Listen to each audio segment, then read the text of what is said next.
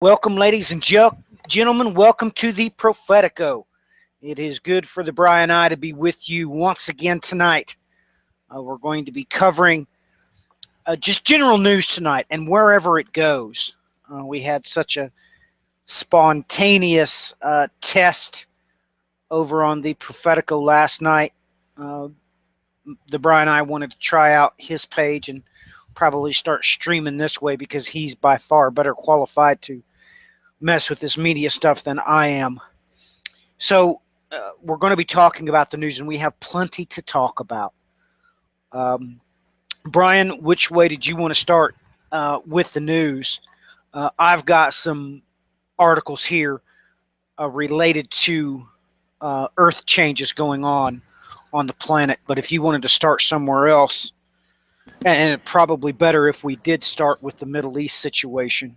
Uh, so wherever Well, you want to go. why don't you come in with the Earth change things, and then we'll lead into going on with events that are transpiring. Well, honestly, at a worldwide stage at this point in time, but nonetheless, All right, very yeah. Why don't good. you go ahead? You can go in and share your screen, and then I'll put you at the top in presentation mode too, so you can just pop the news stories in for people to see if you want. Okay, let me figure out. Go over there. I share screen, full screen. I don't understand what it's wanting me to do. This one. Yep, it'll ask you to pick one. All right, here we go, ladies and gentlemen. Sorry about that. I'm just not very good at this stuff. This article, of course, came out November 23rd, just a week ago. Natural disasters linked to over 600,000 deaths in 20 years study. Now, we all know that things have been going off the charts, but here, and I will highlight it for you so you can see it, we have the proof of exactly what has been going on. Uh, it is just amazing that here they have released the records of exactly what has been going on. The UN office recorded an average of 335 weather-related disasters every year between 2005 and 2014. That was 14% increase from 95 to 2004 and nearly double the level recorded between 1985 and 1995. So it rather shocked me that they admitted things are drastically ramping up. Drastically ramping up. It bothers me, and of course, you go down, you transgress the article, and the number of deaths are just completely off the charts. And uh, we want to get this. This is, of course, from the Arab News. People are probably shocked that I watch Arab news, but I do. This publication came out of Geneva. Um, Once again, we've got things that are just off the charts. You can see the temperature anomalies here from 61 to 90 average. Uh, it's just went up and up and up and up. It is progressively, and here, of course, you can see where it really tips the scale, is at 2011. So we have the same exact levels and proportions as, of course, the catastrophes. It works out to be the ratios to be the same. So when we think about that, uh, it really brings into stark contrast this right here. CNN actually published an article that did not have Israel on it. It had Palestina on it. Now, they, of course, got caught by Jews, and they immediately removed it from the page. But, ladies and gentlemen, this is exactly uh, what the Lord's servant Zechariah warned us about. he said there was going to come a time when the riders would do their normal patrol. And when they did, they would see things out of sorts, and they would be giving their marching orders. And the 4 riders are going to ride for glory.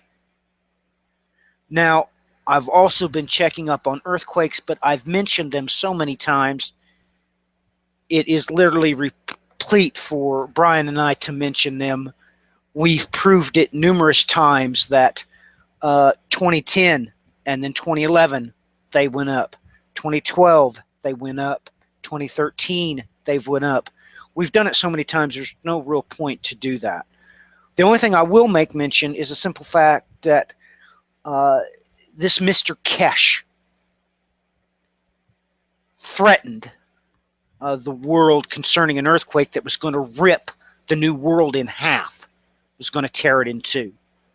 Just take note, on the day he said that was happen, the Lord, his God, struck Khorasan. That's where the earthquake took place. Now, I'm sure that this scared them into a check mode. But with things going on like this, it's unnecessarily off the charts. It just is. And we need to think about this before Brian starts sharing more of the other news with us. Ladies and gentlemen, this stuff is just off the charts. It just doesn't make any sense for anyone to doubt what is going on at all. It just doesn't. It just doesn't make any sense for anyone to have any shadow of a doubt that we are careening toward the tribulation trigger. We have a path to walk, and this is what concerns me, Brian. We have a path to walk before we get to the tribulation trigger. And none of the American Christians believe Matthew 24 is going to come true. They actually think that they're going to somehow escape what is coming down the barrel. And there's things I was looking at today, Brian, that disturbed me as I went over my historical records, because what is going to happen is what did happen. That's what God himself promises us. And I wonder how many people really know their history about the temple destruction in 70 AD. Does anybody know how it started? Ladies and gentlemen, here's what they did. They surrounded, of course, the city with 3 legions, with a 4th in reserve on the Mount of Olives. Then they waited for the Passover. They let everybody come in for the Passover. Even though the Romans had the city surrounded, they acted like everything was nice, and they were in negotiations, and they let in hordes of people coming to do their yearly duty to the Lord their God and offer the sacrifices for the Passover. And then the legions never let them leave. This, of course, was an ingenious act, because then it was only a matter of time before Jerusalem tore itself apart. And after time, quite literally, the Romans knew they would have to resort to cannibalism. Because once all the people were inside the city, they wouldn't let anybody leave, and then they wouldn't let food and water in the city.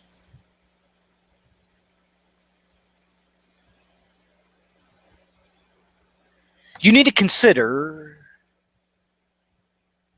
at least the thoughts of my wife. She has been born and raised inside of a church.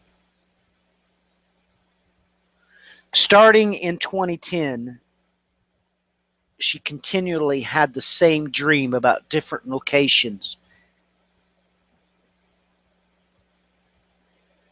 The only problem was that those locations were always at some sort of church building. And the dream was the same. It had different people in it, different children in it. But the dream was like this.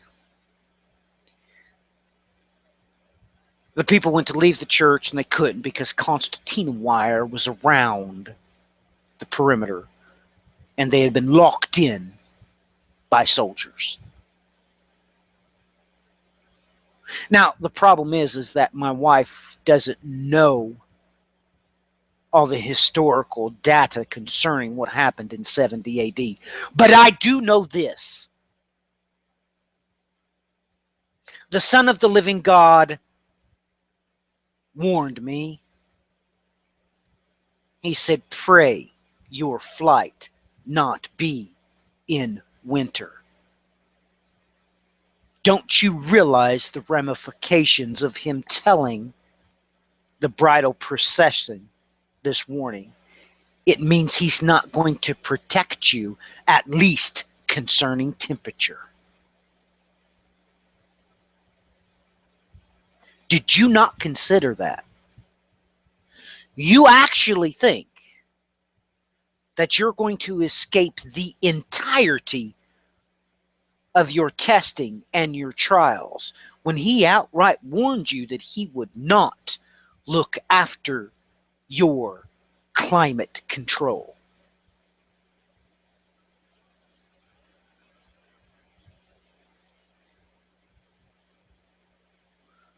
With that in mind, Brian, let's take a look at current events. What say you? Now that is the big question. Where do we start? There's just been so much going on throughout this entire week. You know, we did a sort of a test format last night, and we kind of covered some things. And, you know, honestly, at the end of the day, though, what we covered last night is going to have to be gone back over, regardless of anything here at this stage.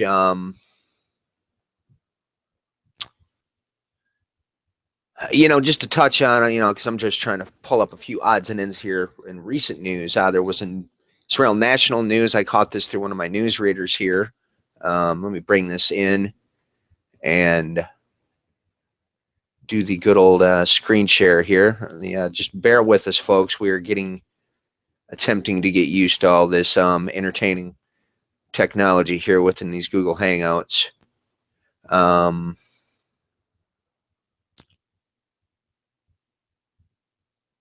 And now I got to hit another button. All right, there we go. Turkey temporarily suspends Syria airstrikes after Russia spat. And NATO member Turkey has temporarily suspended its airstrikes against Islamic State targets in Syria after the downing of a Russian airplane on Syrian border sparked a major row with Moscow, local media reported on Friday. The Turkish F-16 jets on Tuesday shot down a Russian warplane, which Ankara said had breached its airspace. Russia on Thursday vowed to carry out broad retaliatory measures against Turkey's economy. Turkey, a member of the U.S.-led coalition fighting ISIS, has halted air raids against the group in Syria in order to avoid any further crisis, the Hurriyet newspaper reported. Both sides agreed to act cautiously until they reestablished dialogue channels to reduce tensions, the paper said, citing security sources. Government officials contacted by AFP were not immediately available for comment. The downing of the plane sparked a grave crisis in relations between the two countries, with Russia President Vladimir Putin calling it a stab in the back and demanding an apology from the Turkish leadership. Turkish President Recep Tayyip Erdogan, however we say that one there, I got to practice on that, I guess, has angrily rebuffed the Kremlin's demand for an apology and said Putin snubbed a phone call from him after the incident. But later Friday, Prime Minister Amit Davutoglu sought to ease tensions with Moscow, calling for unity against ISIS. While the measures to defend our territory will remain in place, Turkey will work with Russia and our allies to calm tensions. The downing of an unidentified jet in Turkish airspace was not and is not an act against a specific country, he said. He emphasized that the international community should unite against a common enemy. The international community must not turn on itself. Otherwise, the only victors will be Daesh and the Syrian regime, he said, using an Arabic term for ISIS. The focus that should be to tackle head-on the international threat that the Daesh poses, securing the future of Syria, and seeking a solution to the current refugee crisis. And folks, I've come across that term he used there, Daesh, several times now in the course of the research I've been doing on the Islamic State, their history, the couple of books I've went through. He blatantly just used an Islamic insult. So, and now he's just probably gone and fired him up even more, which, I don't know. You know, we talked about this last night, and, you know, it's just people that have not seen any of these broadcasts that we've done, or, you know, listen to any of the podcasts. Look, folks, this whole situation that just transpired here with Turkey and Russia is far bigger, let alone a whole heck of a lot more complex than they're basically giving you the understanding of.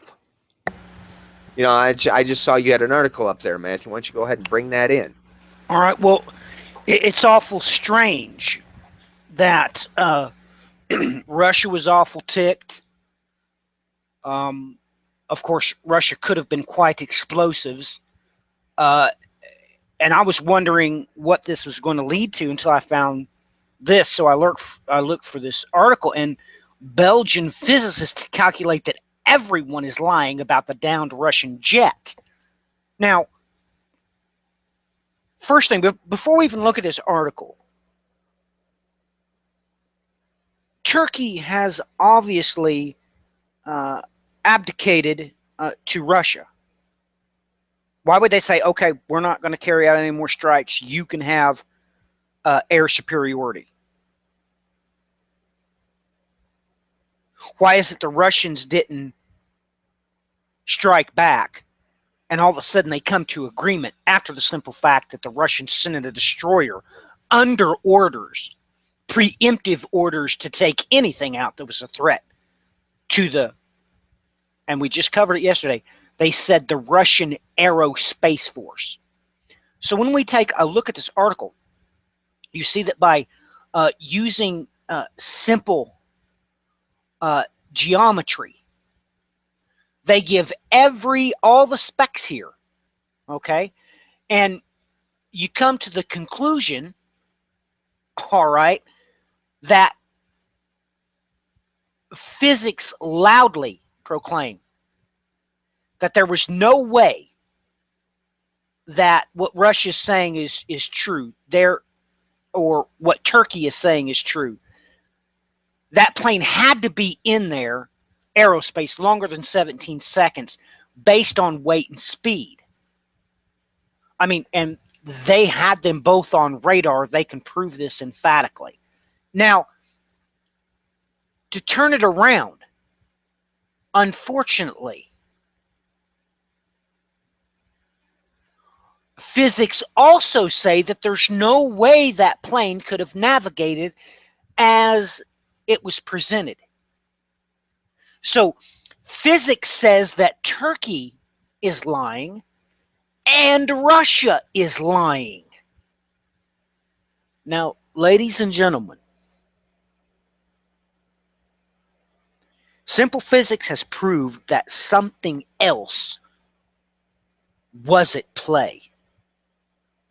The only way that the Russians and Turkey can be telling the truth is if the laws of physics were not obeyed and something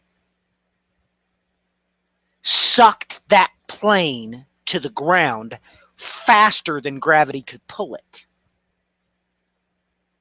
Now, it would seem to me that this headline itself explains why Turkey and Russia has come to an understanding about the incident. Now, I've already mentioned Mr. Kesh's threats in this broadcast.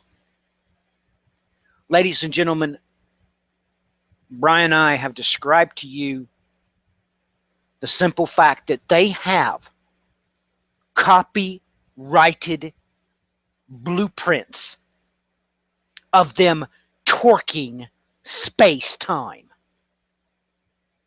Brian and I went to great lengths to describe to you that works just like any jet engine. It creates a suction of God particles into the intake, into the vortex, and it expels the firmament from the exhaust. It's literally torquing space and time. Now, with this technology, you have to understand that if they point the nose of this generator at any object, it will act like a tractor beam. Now, I am sorry to say that. But ladies and gentlemen, Brian looked it up and got the blueprints and sent them to me. This is the diagrams that he's got inside of his copyrights from Italy. So this is not make-believe. So when you think about that, when you understand, what's happening here,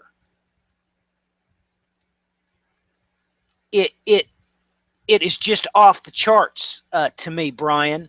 It seems like to me that we have an answer for what just come out of your mouth, because it made no sense for the Russians to abdicate and Turkey to abdicate. What's your thoughts on this, man? Well, this is,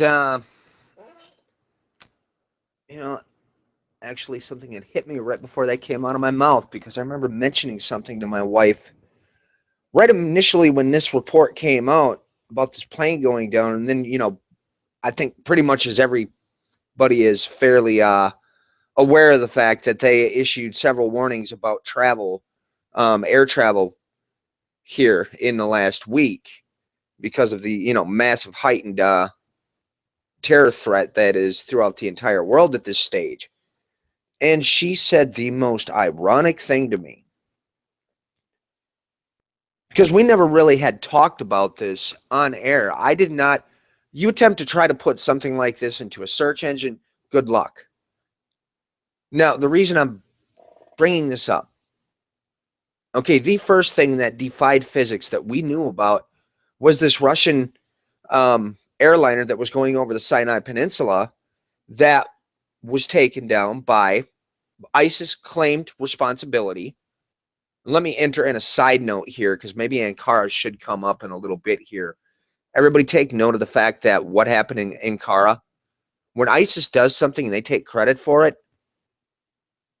they never took credit for Ankara. That's important concerning Turkey, and we'll get back to that. But nonetheless, we had that plane that went down in Russia, that airliner. This was within the window of around a week before the attacks in France happened. There's 200 some people had died in that plane crash, that plane being shot down. In that scenario, there was also another physicist that came forward. He was an engineer, basically a jet engineer. He was also a pilot himself, and he said what that thing exhibited on the coordinates on the map, what the radar showed, was a complete impossibility. He said there is no rational way that you could explain with the physics, with the laws of physics, how in the world that plane was capable of just dropping essentially straight right down out of the sky. He said there's no way to account for what was on that radar. So now again, we have a secondary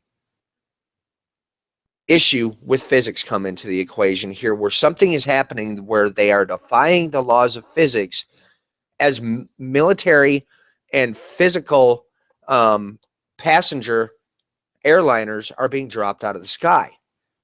But here's what my wife brought my attention back to this week when I made mention to her of what is happening with the warnings about air travel as we speak. She goes, well, does that have something to do with all three of those planes that dropped out of the sky within, less than a day of each other? And I went, I don't know how you do this, dear, but ironically enough, you probably said something that was right on the mark.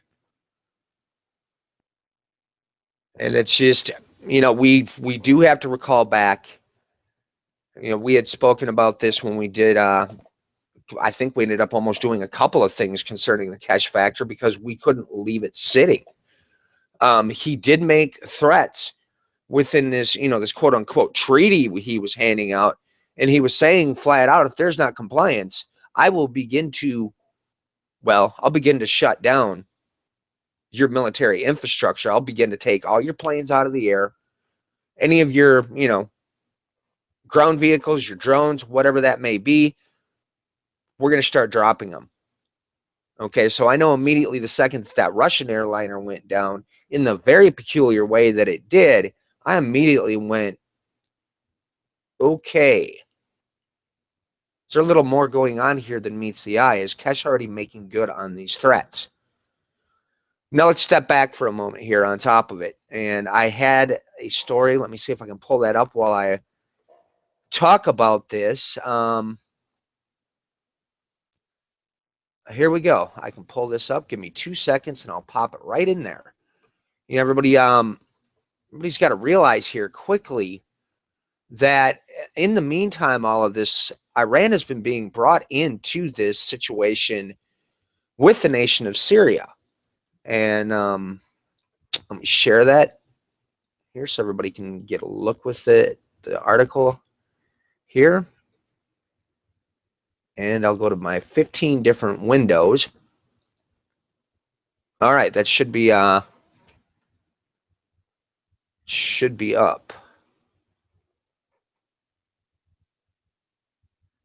All right, what we had here is Russia, Iran to join effort for Syria settlement. Putin. Okay, this came out on the 23rd, 5 days ago. And Tehran, Syria has been in a state of civil war since a 2011 political crisis, with government forces fighting opposition, factions aiming to overthrow Syrian President Bashar al-Assad, as well as various Islamist groups, including the Islamic State and the Nusra Front. And I had just seen that article. As a matter of fact, let me grab that one in here too, because we brought this up last night in the broadcast, our test broadcast. Nusra's front. Yep, this would be the one. Let's go over here to this one.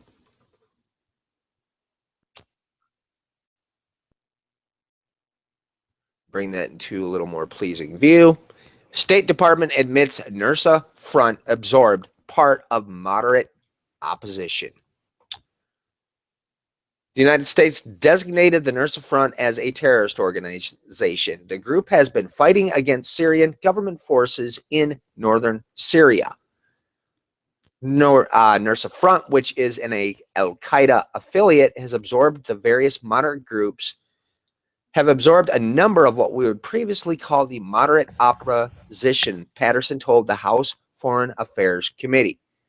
To break it down into simple terms, folks, these were the rebels that were being funded by the West to remove al-Assad from being head of the Syrian government. This is where this becomes important when, we're bringing up some things here with Iran. And this is the first time since all of these nuclear talks have begun with Iran. They signed a treaty back in November. That's a whole bigger ball of wax. Nonetheless, they've also gotten brought back into the forefront within the international communities. And there's been a lot going on behind the scenes in Iran. You look over the course of the last couple of weeks here, some pretty irate things have been coming out of the president of Iran.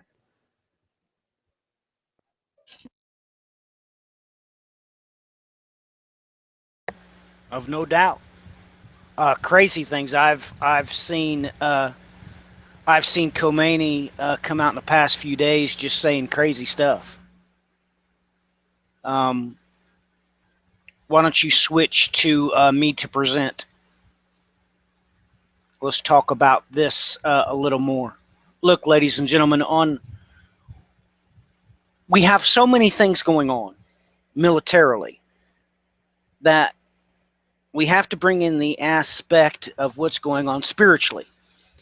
And in order to do that, we have to understand that Brian and I has already presented to all of you about the Sikrakim, the tribe of Judas, the Sicarii in modern terms.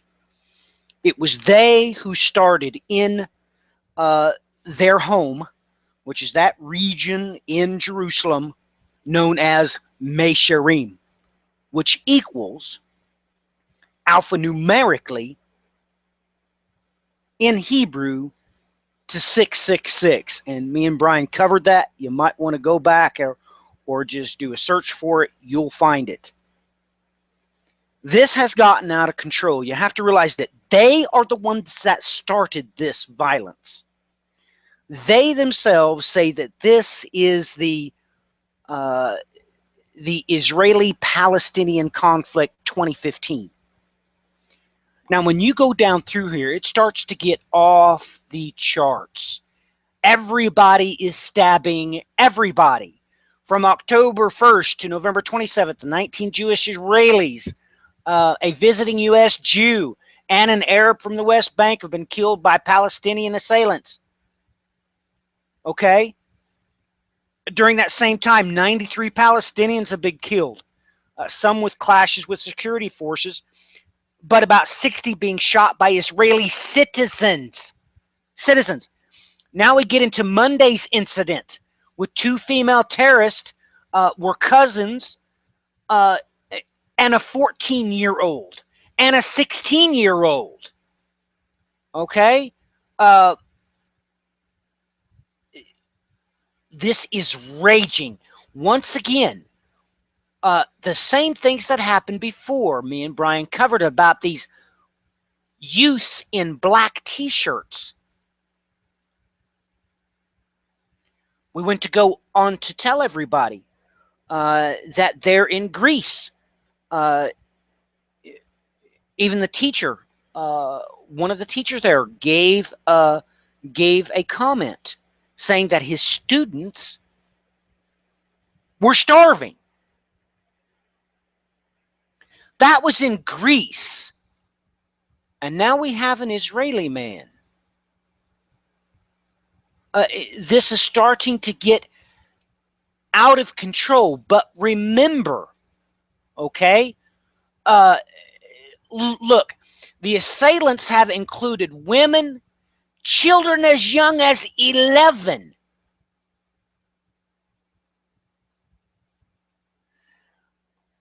The tribe of Judas has started something that is completely out of control. Uh,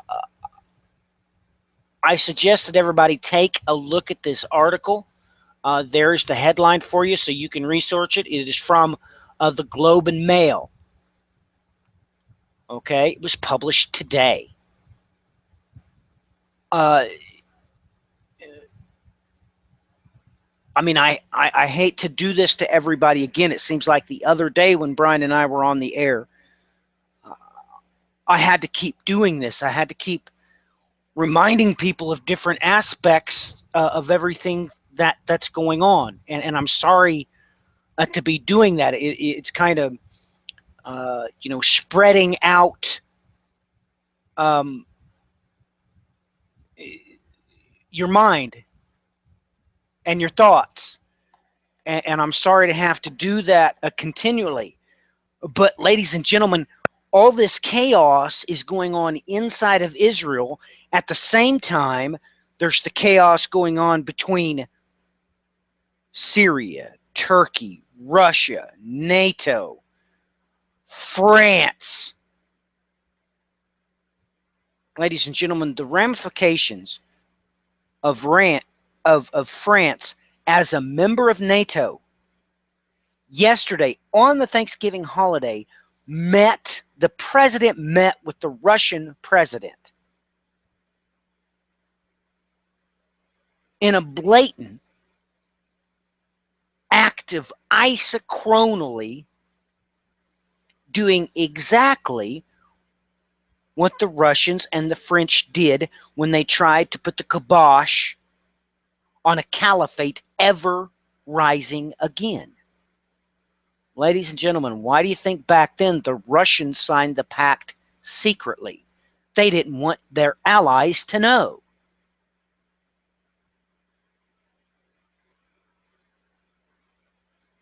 Literally speaking, we've got trouble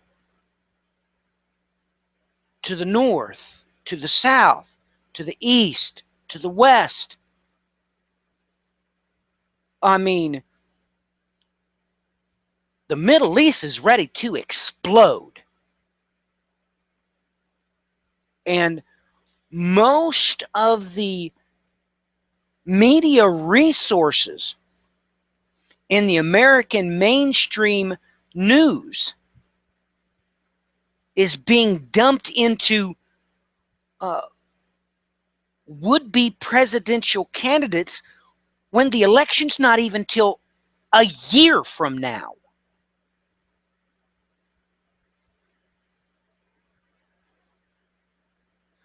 Ladies and gentlemen, the bride is being baited. You have to know where to look. You have to actually believe what the Bible says. So with all these things in the mix, I had to bring that up because I have been searching every single day for the Sikrakim and their actions. And you don't have an article published like that today in the midst of, ladies and gentlemen, a Russian passenger plane was brought down first, and they immediately come out saying, wait a minute, something was wrong. It hit the ground too fast. It defied gravity. Then, just a few days later, a Russian military jet comes down. Russia replies by sending in a destroyer. Then they turn around and make terms with Turkey. Now, there's one thing that really, really bothers me. Biblically speaking, we know that the Assyrian is going to have two mouthpieces. He's going to have two visors.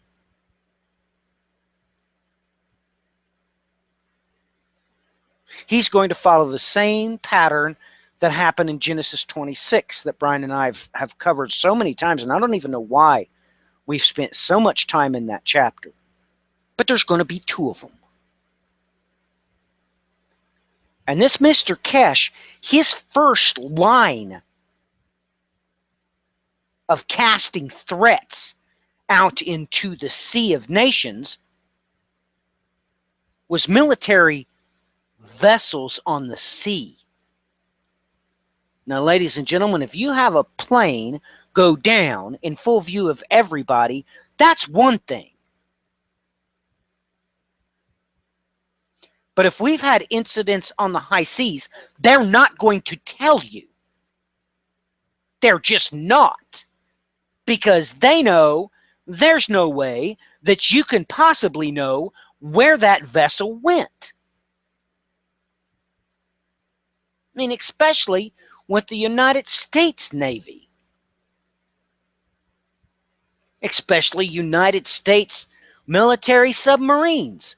They go down for up to 6 months at a time and do not surface. They're not allowed to be in contact with the mainland.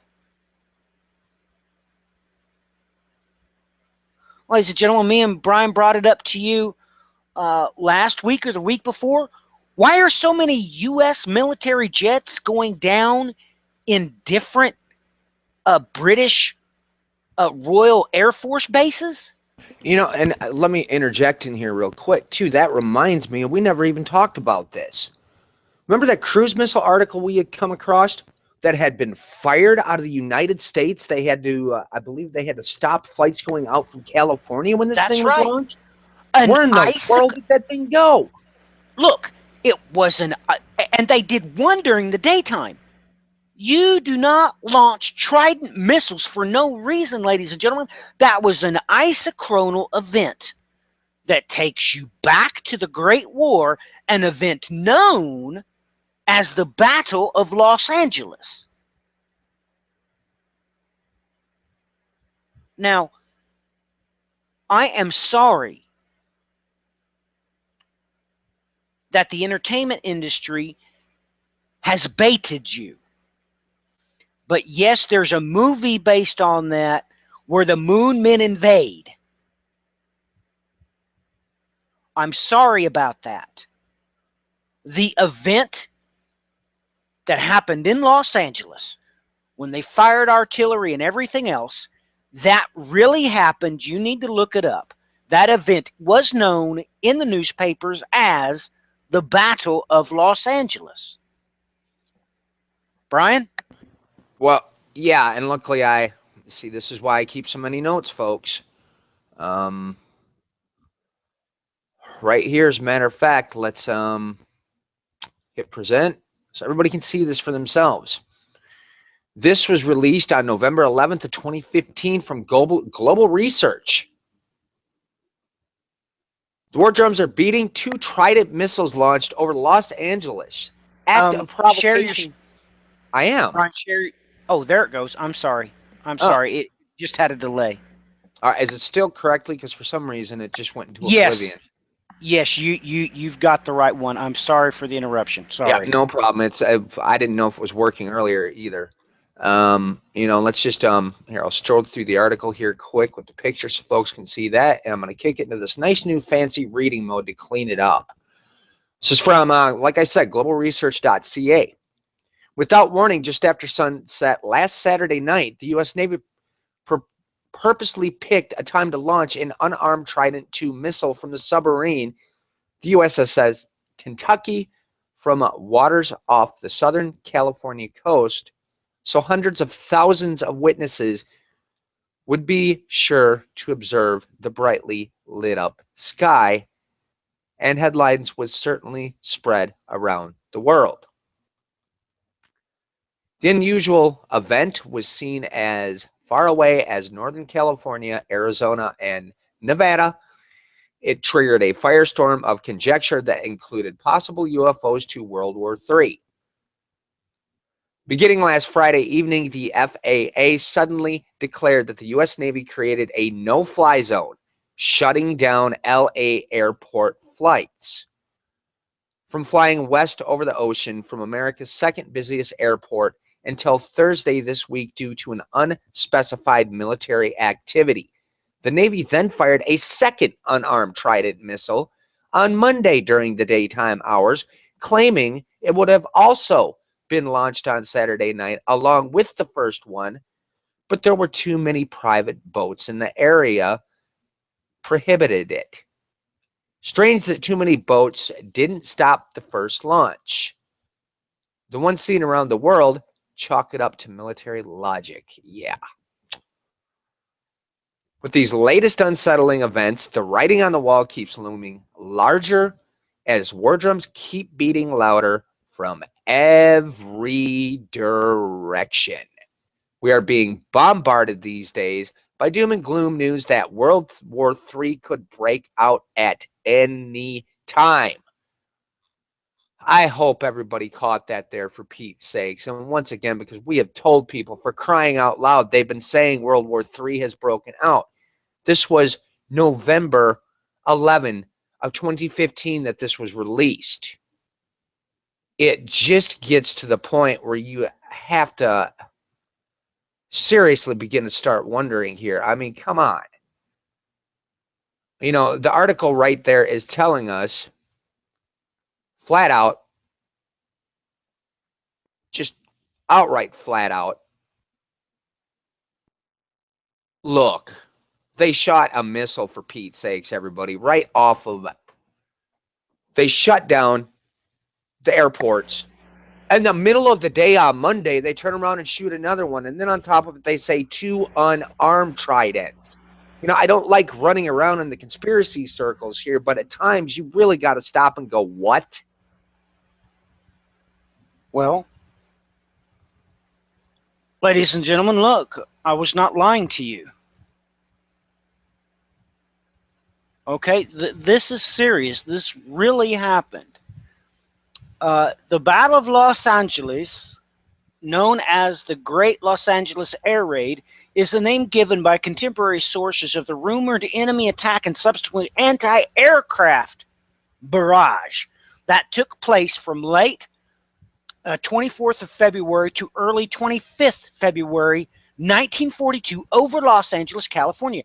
The incident occurred less than 3 months after the United States entered World War II. As a result, the Japanese Imperial Navy attack on Pearl Harbor, and one day after the bombardment of Elmwood on the 23rd of February. Initially,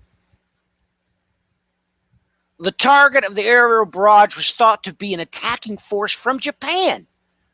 But speaking at press conference shortly afterwards, Secretary of the Navy Frank Knox called the incident a false alarm. Newspapers at the time published a number of reports that speculated of a cover-up. Some modern-day UFOologists have suggested the targets were extraterrestrial spacecraft. When documenting the incident in 1983, the U.S. Office of Air Force History attributed the event to a cause of war nerves, likely triggered by a lost weather balloon and exacerbated by stray flares and shell burst from adjoining batteries.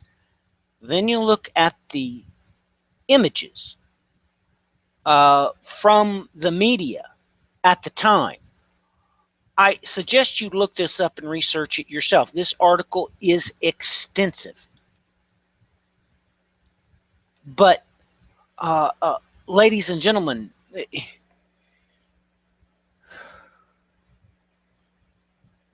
it was an artillery barrage. Ladies and gentlemen, they seen something and they were able to target it and take pictures of it before they fired at it. So, you know, ladies and gentlemen, like I said, this thing that happened is an isochronal event. Now look,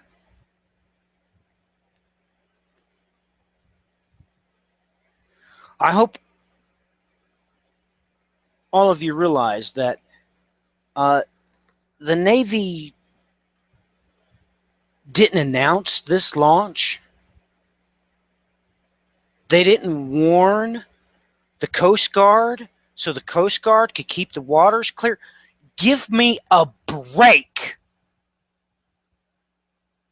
Ladies and gentlemen, they're insulting your intelligence. And let's look here on top of it. Here's the original story that came out November. Just a moment. All right, let me pull my presentation up to everybody. Is it sharing my screen as it's supposed to? Of course not. There it Did you is. see? Okay. November 7th was when this initial report came out. Military activity forces Los Angeles airport to detour night flights. Okay, folks, come on. This is not standard procedure. You don't just randomly from out of the nowhere decide you're going to just launch a Trident missile. You know, and I hope people are starting to understand here. That last article, like I pointed out, the war drums are pounding. It's so overtly obvious at this stage of the game what has been going on here. And, you know, it's as Matthew had pointed out previously here. Oh my gosh,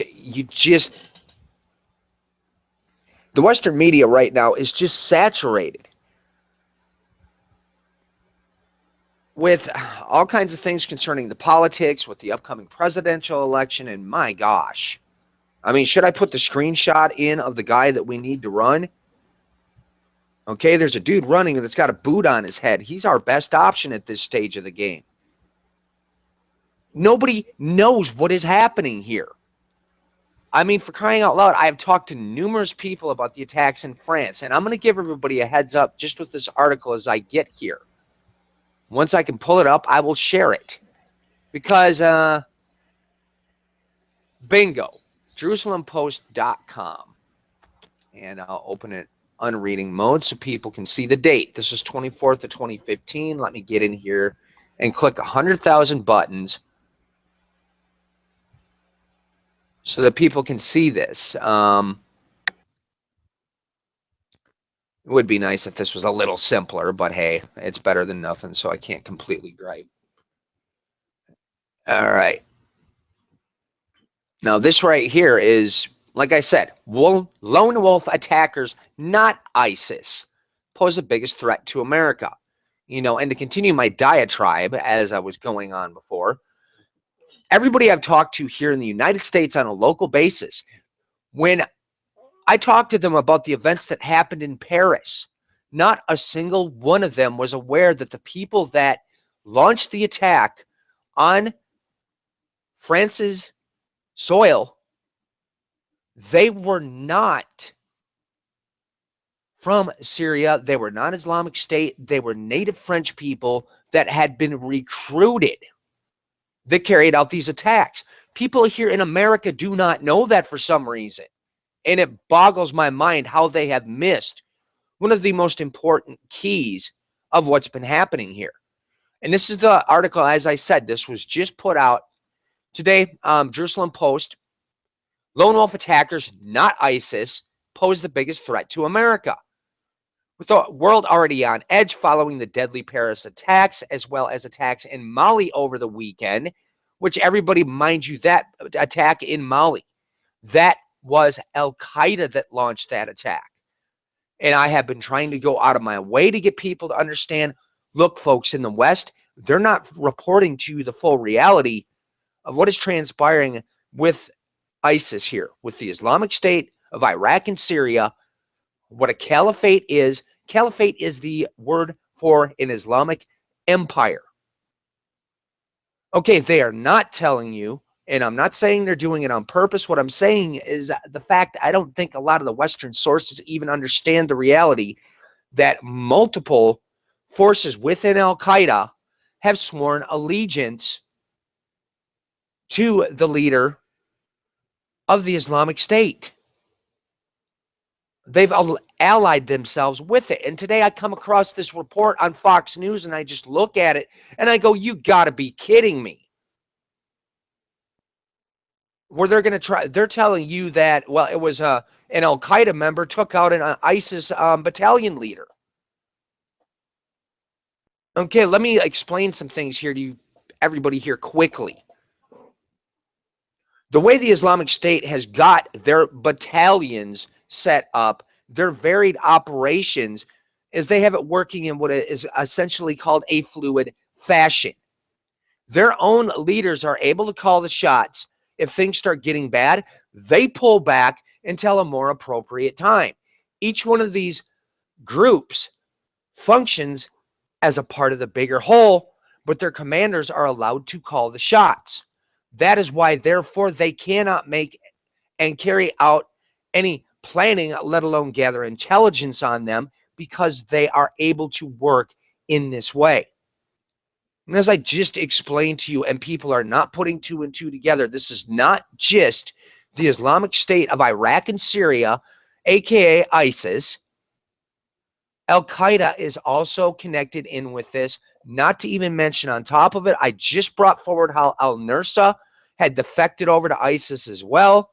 This is one of the Western groups that are one of the opposition groups in Syria that was being used to bring down Assad. All right, so let's just clarify and clear some of these things up here, everybody. All right, now, Well, again, go ahead just for a moment so I can breathe for a minute. all right, click it over to my screen.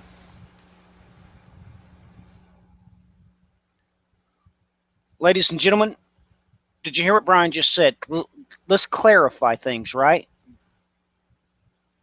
That's what you heard him say. Well, we got a problem. Because here, you have to understand that a Trident missile has always forever been a submarine launched ballistic missile. Now, you'll take note that the article that Brian and I shared with you, that missile didn't look anything remotely like this, did it? Now look, don't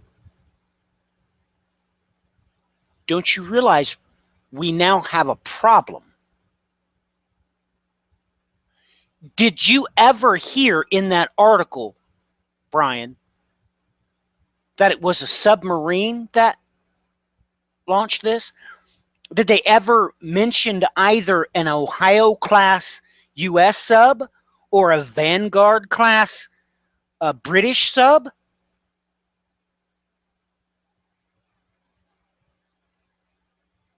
Ladies and gentlemen, I already knew that's what it was without even having to look. And that tells you on top of it too. And they've been warning about this as well. They have lines that are essentially running throughout, off the coast, all over through the United States and basically in international waters that carry intelligence details through these. I don't even recall exactly what they are. It's no different than like basically most of the digital cable companies now put these lines underground. They've got these lines running out there in this water that's been unattended to, and there's been submarines that have been out there trying to tap into the intelligence that is flowing through these lines in the middle of the ocean. Everybody, there are things going on here that when I have to walk into, many of us had the holidays over the last couple of days, and I have to walk in and I don't even know what these people are talking about anymore. I try to explain to them the things that are going on, and they just look at me with a blank look in their eyes. I'm gonna stop.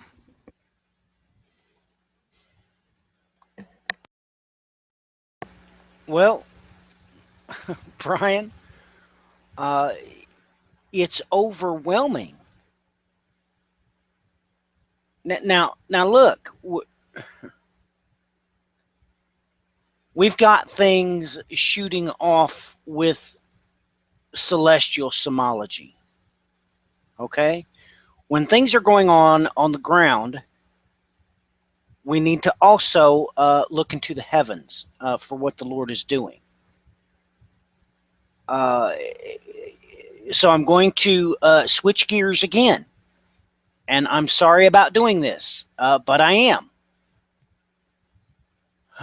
We have to talk about this because there's things going on in the heavens right over our heads, things that are really off the charts. So, Brian, you want to switch it over to me again?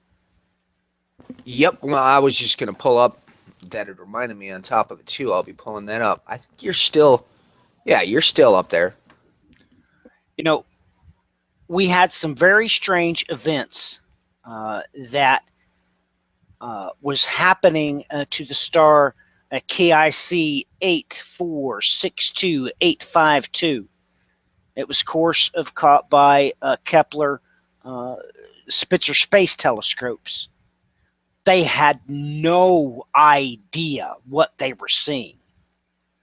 Well, people begin to think that it had something to do with aliens because there was something obscuring and blocking it out in pulses. Was it debris? Was it a comet breaking up? They actually thought that it may be mega alien structures that had been built to harvest the star's energy, perhaps. Ladies and gentlemen, they don't have a clue. You see, because the star was dipping in brightness up to 22%.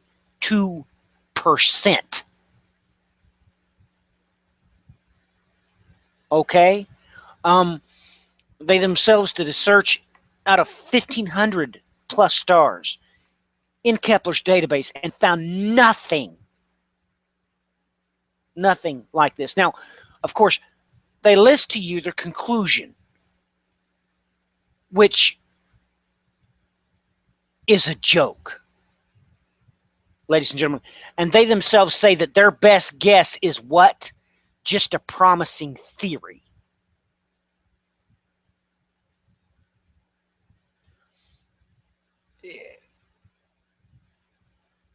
Ladies and gentlemen, things are off the charts. Any which way you look, it doesn't matter which way we go. Brian and I just discussed the comet currently in the heavens has turned green.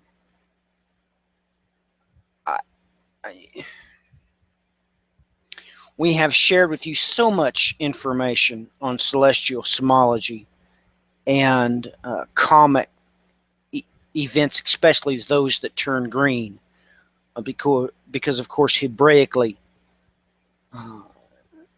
we've shared with you many times that, well, green there in the Hebrew, in a very particular place in the Bible, alphanumerically, is the term 2 years and under. It's 1010. It's 1010. So, Brian, back to you, I guess.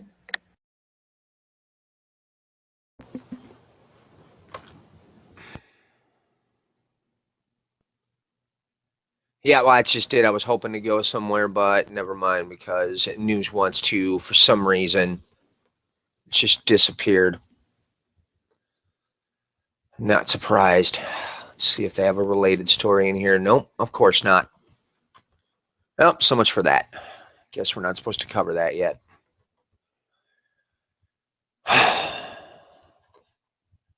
And did I even pull that up? I mean, yeah, Matthew, you just mentioned Comet Catalina here.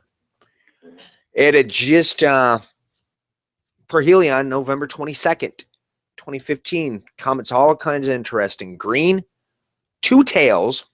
It was a rather new one. Kind of struck me. On that very same day is when Jews worldwide held that prayer that we've been wanting to cover for quite some time.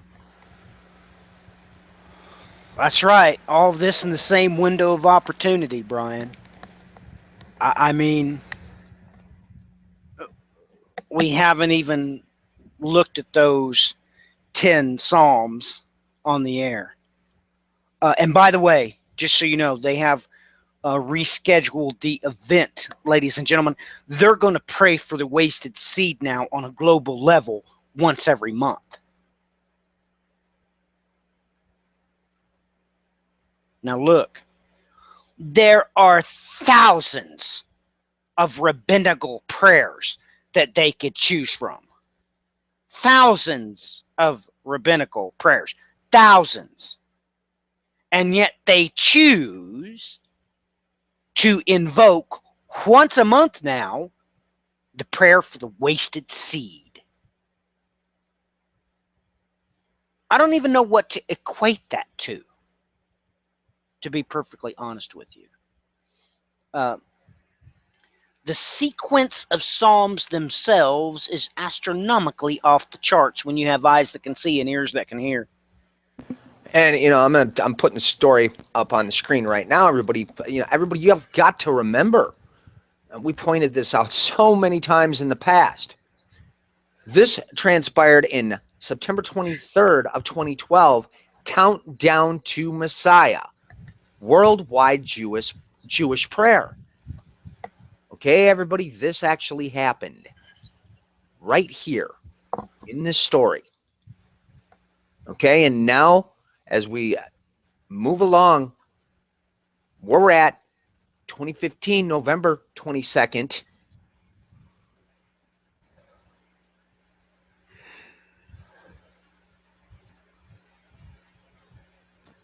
Again, we have another prayer. This time, Matthew pointed out, for the wasted seed. And what how it was presented, why this is happening, on top of it, with the ever-growing, increasing threat of terrorism, was basically inadvertently what the little subtitle said.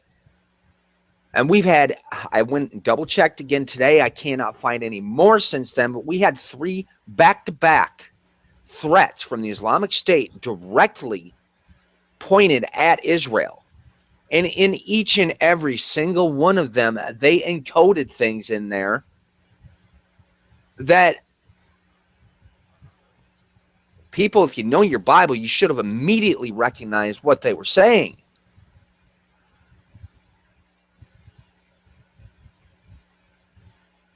The war drums, yeah, I think that's a bit of an understatement at this point in time. You brought up celestial aspects.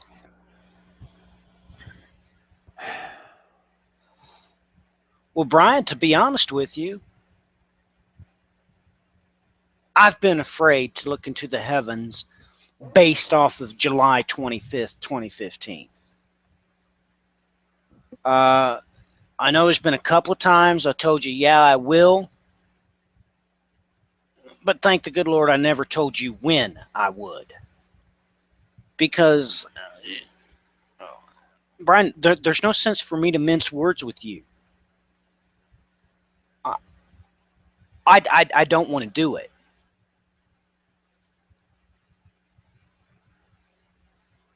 I mean, I have, 2 boys here. And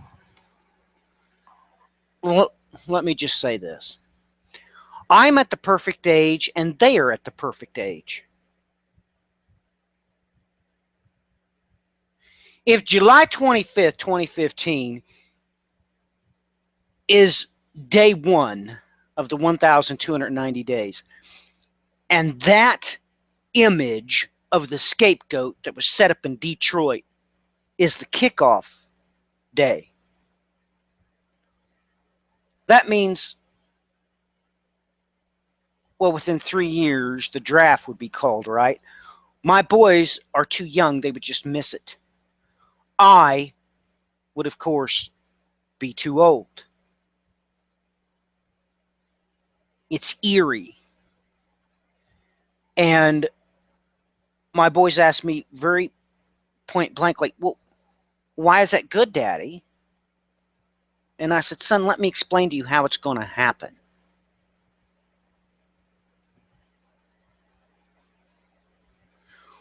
When this thing hits the road, the teenage boys won't come home from school. And they were shocked, well, what do you mean? Boys, they will put probably anyone over 16 years old that are boys, especially the athletic ones, they'll put them on the bus, they'll go to the airport, and off to boot camp they'll go. No one will have any chance to protest.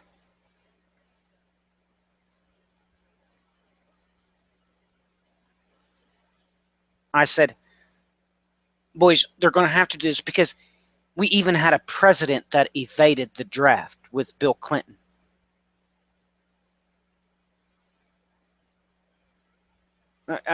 I mean, boys, you know the status of this generation. You know the status of 18 to 24-year-old males in this country. They're a flat, pathetic joke. None of them, none of the parents would allow their boys to be taken to war. Literally, it'd be a mass exodus. They're going to have to keep them quiet and take them from the school. That's how it's going to happen.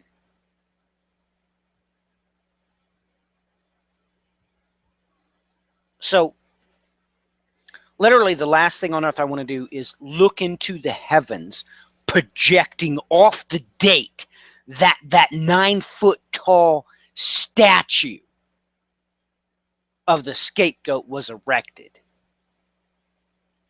That's the last thing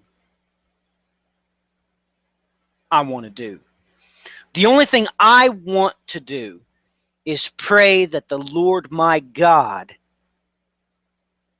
treats me even as he did Joseph, the husband of Mary. And all I can do is pray that that event doesn't happen in the winter, because here,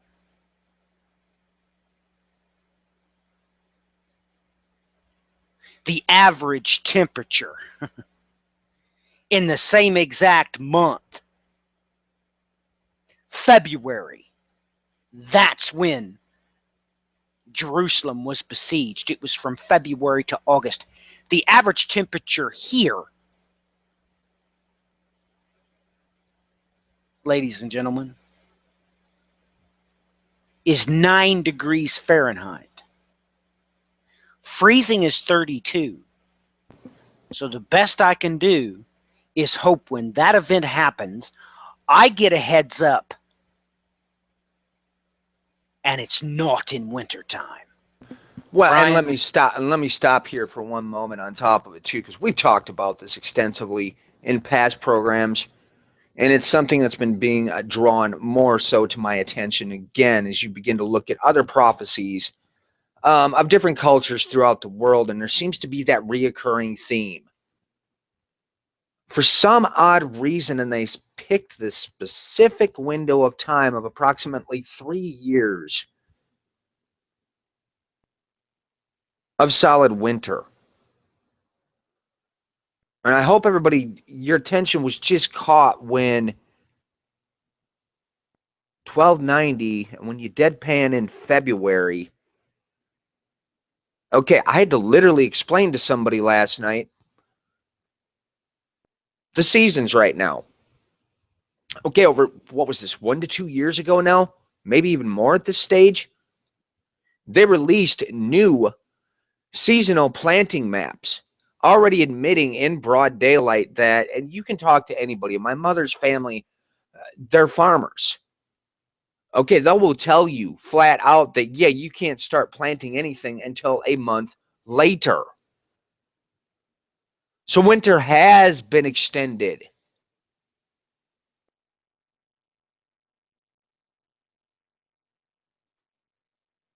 And yeah, there we have it. Something is off with the seasons.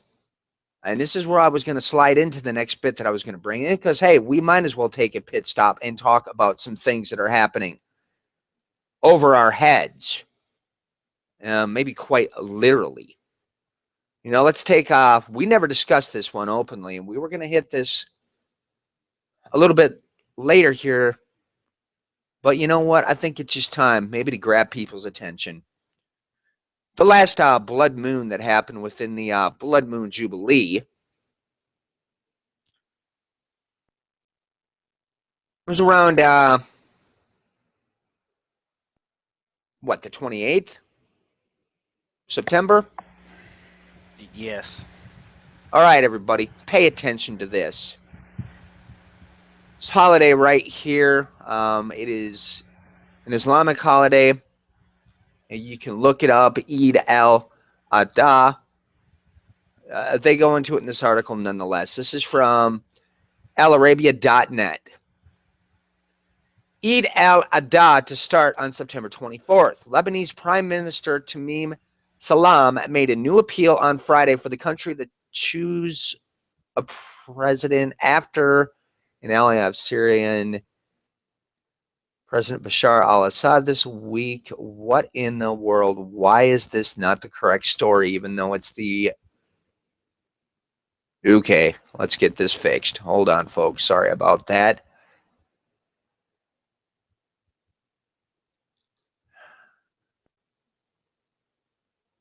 All right, for some reason, we go into reader mode, brought a different article out. Saudi Arabia announced on Sunday, this was released September 13 of 2015, announced on Sunday that Eid al-Adha, one of two important religious holidays observed by Muslims around the world, will start on Thursday, September 24th, a day earlier than expected. Al Arabiya News Channel reported on Sunday. The announcement was made after the kingdom's official moon sighting body watched for Dhul Hijjah crescent, which is the 12th and final month in the Islamic calendar. The Islamic lunar calendar depends on sightings of the moon, a practice which can at times prove difficult. And it goes on to explain what this holiday is about. You know, nonetheless, okay, let's flip over here to Astro Bob. September 28th, why was the lunar eclipse so dark? To break that one down, he goes on to explain that basically, look, folks, when you've got the Arabian media coming forward and telling you, yeah, we had to start things a day earlier because the moon wasn't where it was supposed to be.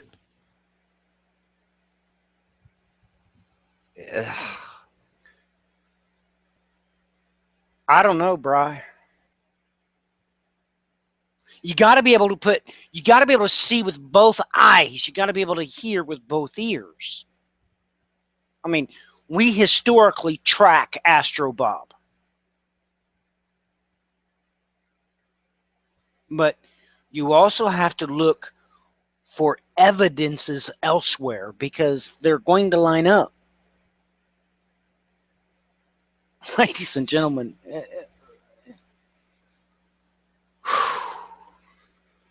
why did it turn into a super blood moon?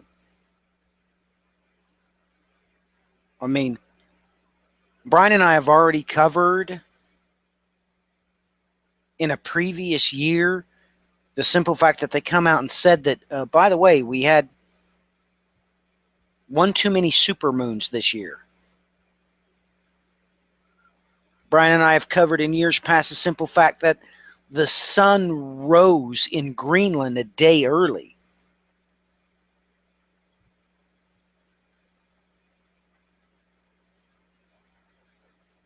I mean, I had someone whom has my full trust call me one night on the way home. Said that they had done everything that I told them to do. They stopped the car. They turned off the car. They got out of the car. They went down the road and turned, got a different position. Ladies and gentlemen, he eyewitnessed the moon vibrate. Now look, me and my children, just a few weeks ago, I waited for the perfect moment because I knew it would come.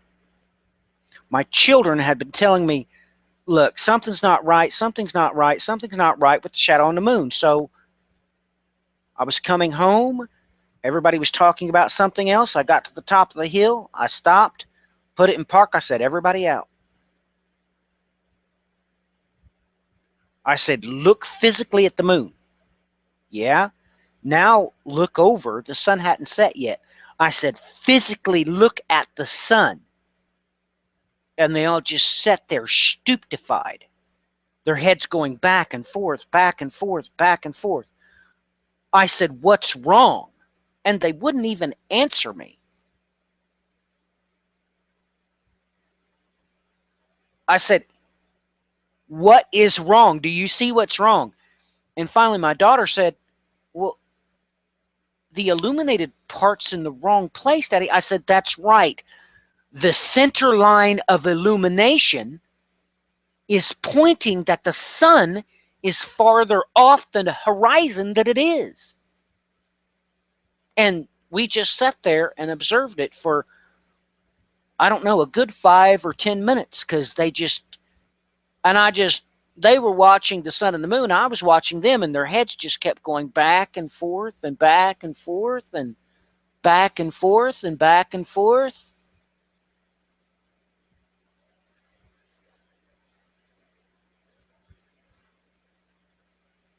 Look, I not only have no reason to lie to you, I'm not going to go to hell over you. I really don't care. And if you was to come to my house, I'd tell you that to your face. You ain't worth going to hell over, ladies and gentlemen. So I'm not going to lie to you.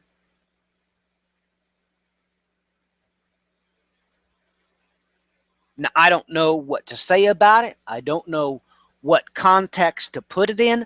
I'm just telling you exactly what happened. And it was off by upwards of about 15 to 20 degrees. The center line of illumination was off.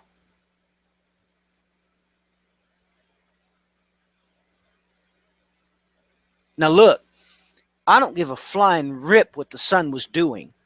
I don't have to. The only thing I have to do is believe the Bible. And the Bible has told me what came out of God's mouth. God says the moon is the faithful witness. So I don't care what my eyes saw. That was irrelevant. I know where the sun actually was based on the illumination center line on the face of the faithful witness. That's where the sun actually was, whether that's what my eyes perceived or not. Because I believe God's word over what I see. And you have no idea how many times that simple fact has saved my life.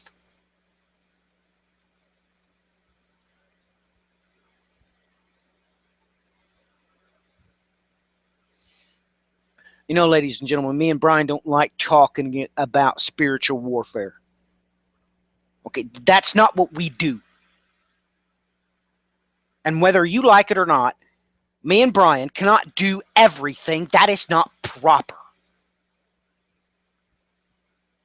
That is not how the body of Christ is supposed to be built. They're supposed to be brothers right now in operation of that portion of the body of Christ. It never says in God's word that two brothers are supposed to cover everything.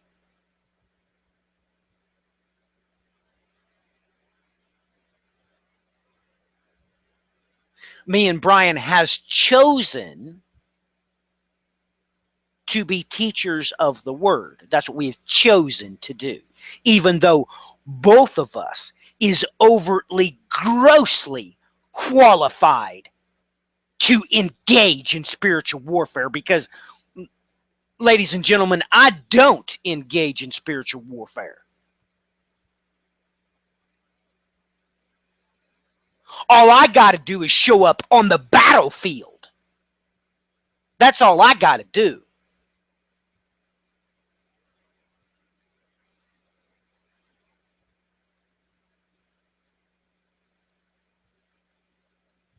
I mean, whenever I come into the presence of someone that is serving mine enemy, I mean, I know I've shared at least one story with everybody.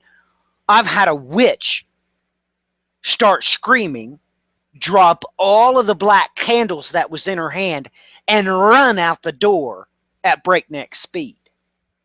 That's what they do. They clear the area. So I haven't engaged in spiritual warfare since I was 15. I don't dance with anybody, and I fear nothing but the Lord my God.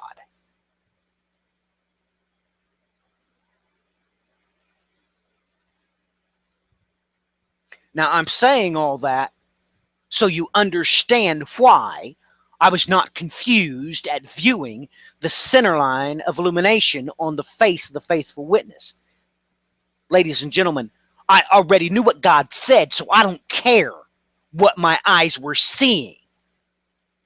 Oh my goodness, ladies and gentlemen, I've had so many games played with my eyes, it's not even funny. Until finally, after I was 17, they wouldn't put on their little costumes anymore.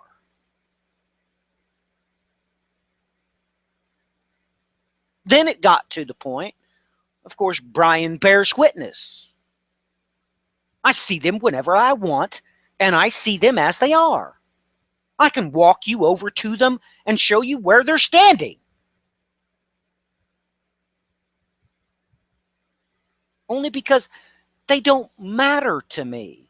They're doing their job, and I'm doing mine. They have nothing to offer me. I am an heir through the blood of the Son of the living God. They are nothing more than secret service. That's all they are to me.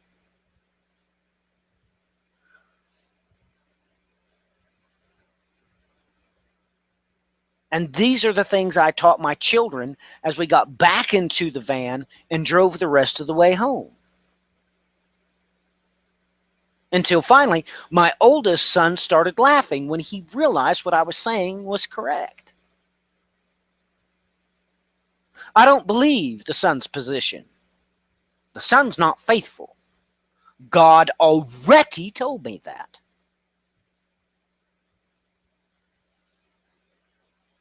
So, ladies and gentlemen, we were not supposed to have a super lunar eclipse.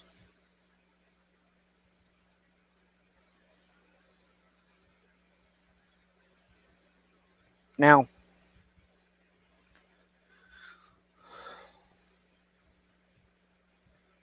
my tone of voice is not being implemented at this time to upset you or to anger you on a personal level.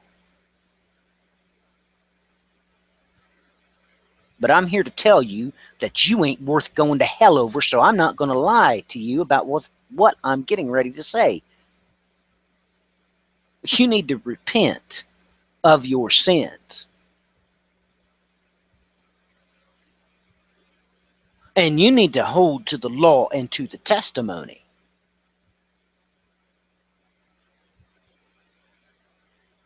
That is the 10 Commandments and the Beatitudes.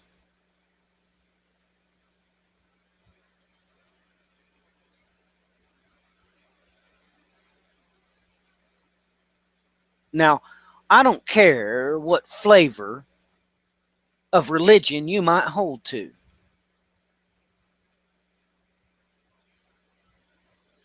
Do that, and he will be with you.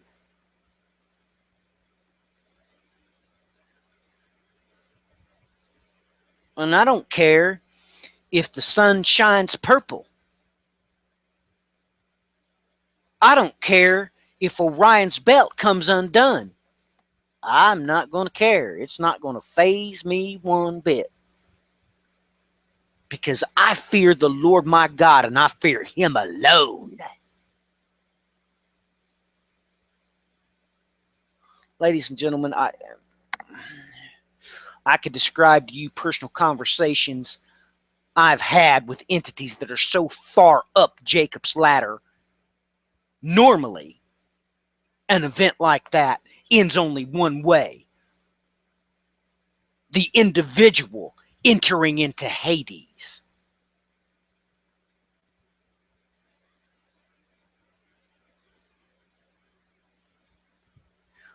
But ladies and gentlemen, this has got nothing to do with IQ. I just had an email correspondence this morning. This person telling me that their blog spot was all about such advanced things because their IQ was 140.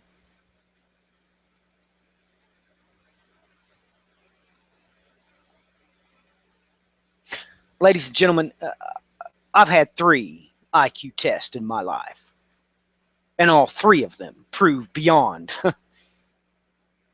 any shadow of a doubt. For one, every time I'm given an IQ, it goes up, and my first IQ test scored higher than Einstein. And that's a fact. I can prove it to you if you'd like. And the only reason why that proportion is in place is for reasons you're not going to believe. It's only because I fear the Lord my God and him only. That's the only reason. It's not because I studied hard. It's not because I ate my carrots. It's not because I was born with a silver spoon in my mouth. It's because I fear him. He is the Lord, and besides him, there is no other.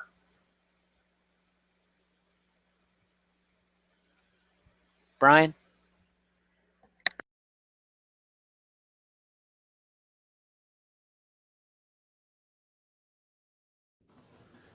Well, I'm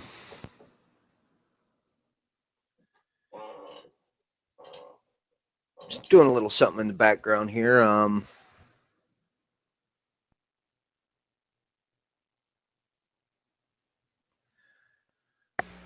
I've got an interesting question for you then.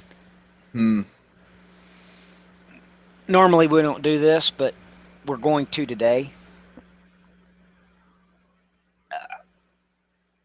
I had what you would call a nightmare last night,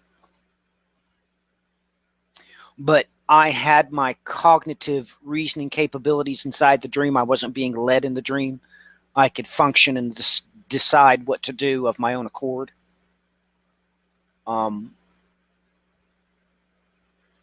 So I was just curious. Have you had any disturbing dreams here lately?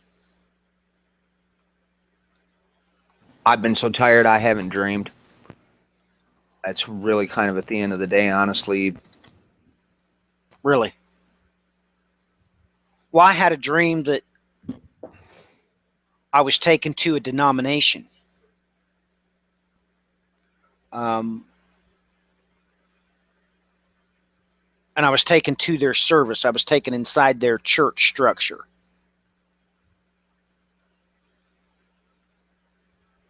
Now, the first thing that bothered me is a group of men surrounded me in the foyer of the church. And the leader looked at me straight in the eye and he said, "You're Matthew." I said, "That's right, I am." He said, "Aren't you the one that says to repent for the kingdom is at hand?" And I knew, because they started to gathering around me, that they were going to kill me. Now, however,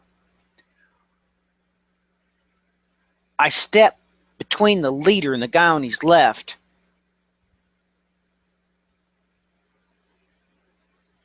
and I turned around because it caught me off guard, because they obviously couldn't see me. Now, the other things that I seen in the sanctuary of this place, I of course exited it. I was not permitted to leave the church, but I refused to go in the sanctuary once I saw what was going on there. And I will describe this to you. The inside actually looked like a coliseum because you couldn't see it from the outside. It was a regular church building, right? But they had excavated out so that inside the church, of course, the podium, or the what do you call that? The stage was about 40 feet into the ground. So you couldn't see that on the outside, that this was actually a coliseum, like, or a theater. You know how the inside of a movie theater is? It was like that. Only you couldn't tell it from the outside. You didn't realize that they had dug out the basement, and the pulpit, or the stand, was down 40 feet below the windows. And I think I'll stop there. I'm not going to describe it anymore. But anyway, once it got going, of course, they were not worshiping the Lord, my God. So I immediately tried to go out the front doors, but they were locked. I couldn't leave, so I stayed out in the foyer because, I'm not. Let me put it this way: God forced me to be there. So, but I wasn't going to tolerate it and take part in it by being in the sanctuaries. But anyway,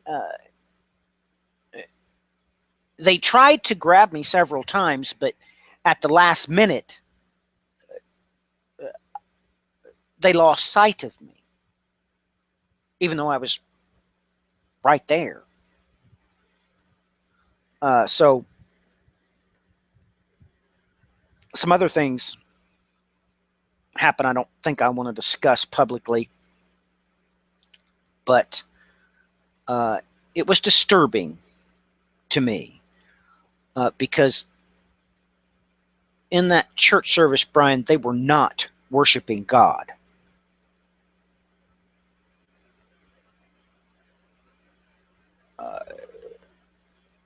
They were worshiping something else. I know. To this day, I don't even understand this one. At the time I walked out of the place that I was attending, I had another person go to me, "Well, they're not even worshiping the real God there." And I'm like, "You think?" "Well, I've been getting this feeling I should leave." "You think?" The only thing that caused that person to leave was they moved to another state. They stuck around for 2 some odd years, even though they admitted out of their own mouths that there was a problem. Makes you wonder. Yeah, it does make you wonder. I'm sorry for taking us off the rails like that. but sometimes, well, let me ask you this, Brian. Did shepherds use shepherd hooks for just a random reason? I mean, ladies and gentlemen, I hope everybody realized that they carried a staff for the wild beast, but a shepherd's hook only ever had one sole purpose. Okay. Uh, that was to rattle the sheep's cage, and if needs be, to hook them around the neck and get them back in line before they lost their heads.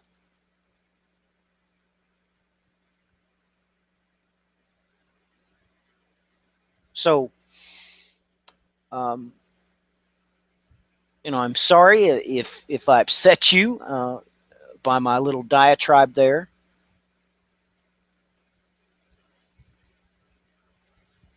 But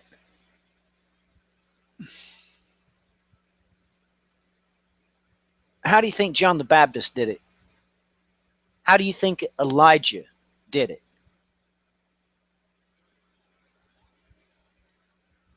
So,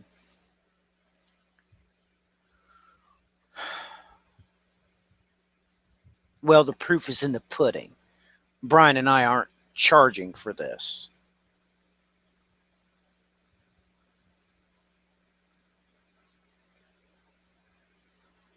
I mean,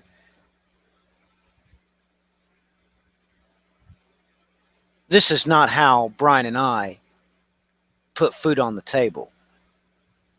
We minister for free. And we do it on a global scale.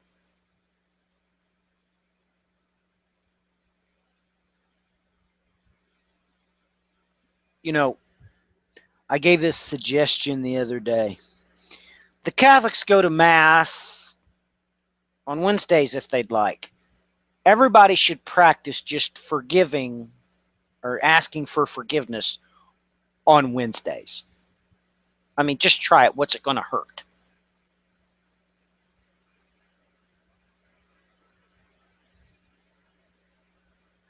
What's it going to hurt? So, Brian, what else did you want to cover before we get too far off the rails here?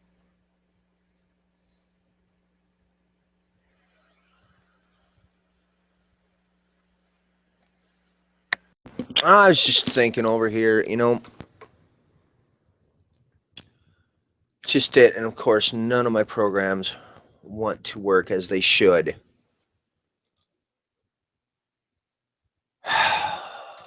Guess it ain't the time to cover that either. Just it, everybody. I mean, at the end of the day, what it boils down to, we have got so many things happening on such a global scale at this point in time that there's no possible way to even keep up on all of it. You've got literally hundreds to thousands of major events that are taking place every single day. Okay, on top of it, well, let's kick back to that last blood moon and the blood moon jubilee. There's so many of the people are still running around saying, oh, well, haha, nothing ever happened. Really? Oh, nothing's happened since that time, huh? Has anybody been paying attention to the news in Israel since the time of the first blood moon? Not to even mention everything that's taken place since the finality of the last blood moon in September? Okay, but I think they kind of didn't really get the memo.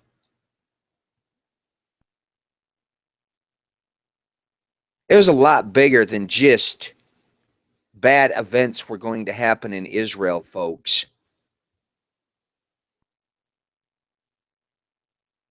Worldwide scale. Now, sit down, start going through all the world news. Get a hold of me and tell me I'm wrong. You can't see that things here on a global scale have just went ballistic? Okay, we factor in all the major events that are happening throughout the Middle East. All throughout the world at this point in time. We have things that are happening in the heavens above. We have environmental factors. We have massive shortages of this, that, and the other thing. The global economy has been basically rocking on a teeter-totter for as long as anybody can remember. The oil has basically, there is so much of it now flooding the market that it's been completely devalued. We got a man running around proposing a worldwide peace treaty, and then he kind of says in broad daylight on his own website, if you do not comply, we will take further action to make certain you do. Never mind the fact that he handed out his free energy devices, handed out the blueprints, everything. Oh, there's a guy up on, he's got a video up on YouTube, as a matter of fact, showing that, yeah, this works. Here, he left it going for multiple days. A live stream just to show people how well this thing was working. And man, oh man, oh man, when I have to sit down at the table in a room with somebody, and I even have to even stop for a moment and go, haven't you taken a look around? Why are you talking to me about football and whatever a Facebook game you're playing or who knows what? I don't know what language you're speaking. I don't care about the boy bands or the pop artists. I don't care about this garbage that they're saturating the news with. Oh, and by the way, don't tell me to go out there and watch somebody else's teachings they put out there. Now, I could go on for this for days, man. Oh, all kinds of good stuff going on out there. When I did a little, didn't even plan on doing the search. Of course, somebody just linked it in, again, in an obnoxious fashion, onto a news site where it had no place to be. I don't know what the people in this nation are thinking at this point in time. Those are the church. I was utterly shocked. Sermons that are being broadcast, that are being given in these churches right now. Are you people, have you lost your mind?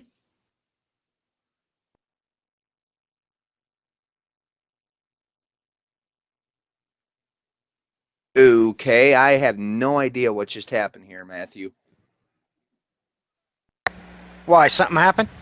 Well, it allowed me to add this thing in, but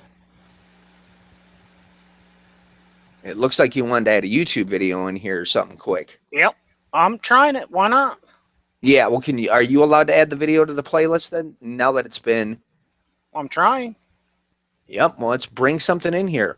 But I mean, Now, everybody, this is the condition that we're dealing with here in the United States. And man, people just don't understand why I can't stomach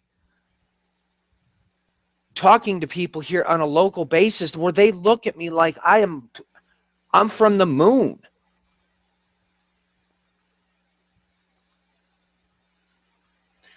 well, it doesn't look like it's going to let me.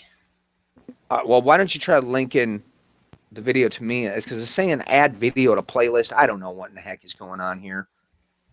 Okay. I'll put it in the chat. Or I'm trying to.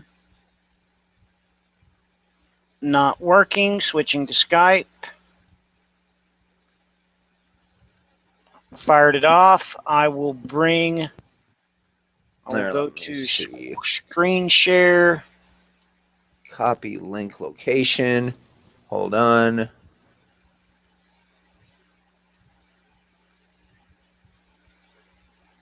Nope, that doesn't work that way. Let's see. Let's see if I. Oh, hey, guess what?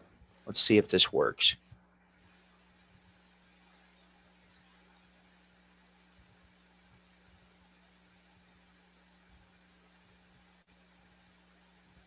Okay, so you can do it.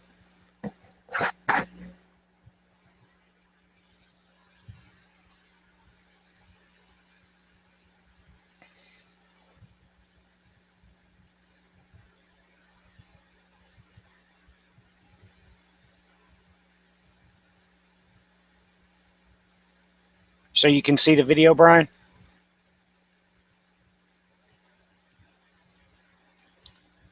Oh, Brian's muted himself. Yeah, no, it mutes you automatically. Yeah, I can see it.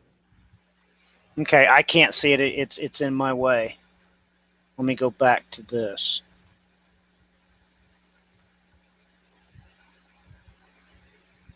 Okay, you've overrided me. That's why I can't see it.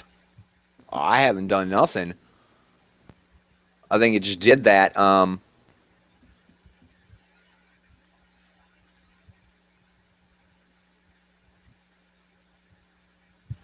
Nah, I didn't even feed it in. Not that I can see.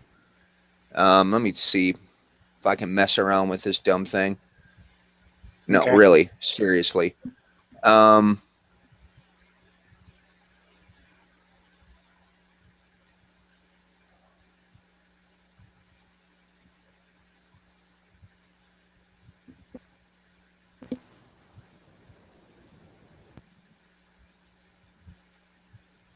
Okay, go ahead yeah, I and have no idea. all right, go ahead and start sharing or put me on whatever present, I guess.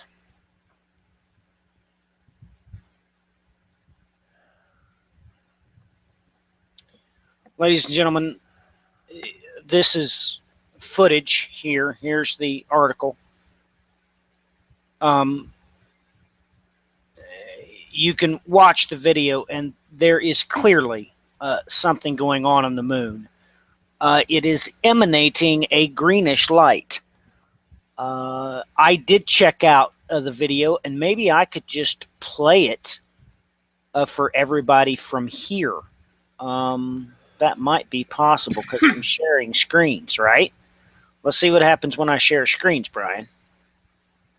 I'm sure it'll come through in some rubbish format, but it doesn't really matter.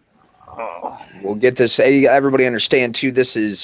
We haven't used this Google Hangout for ages. When we first tried it, it did not work well, so we just didn't use it for a long time. They've made vast improvements, and at this point in time, they've also opened up live streaming straight to YouTube, and we may just end up going with that route.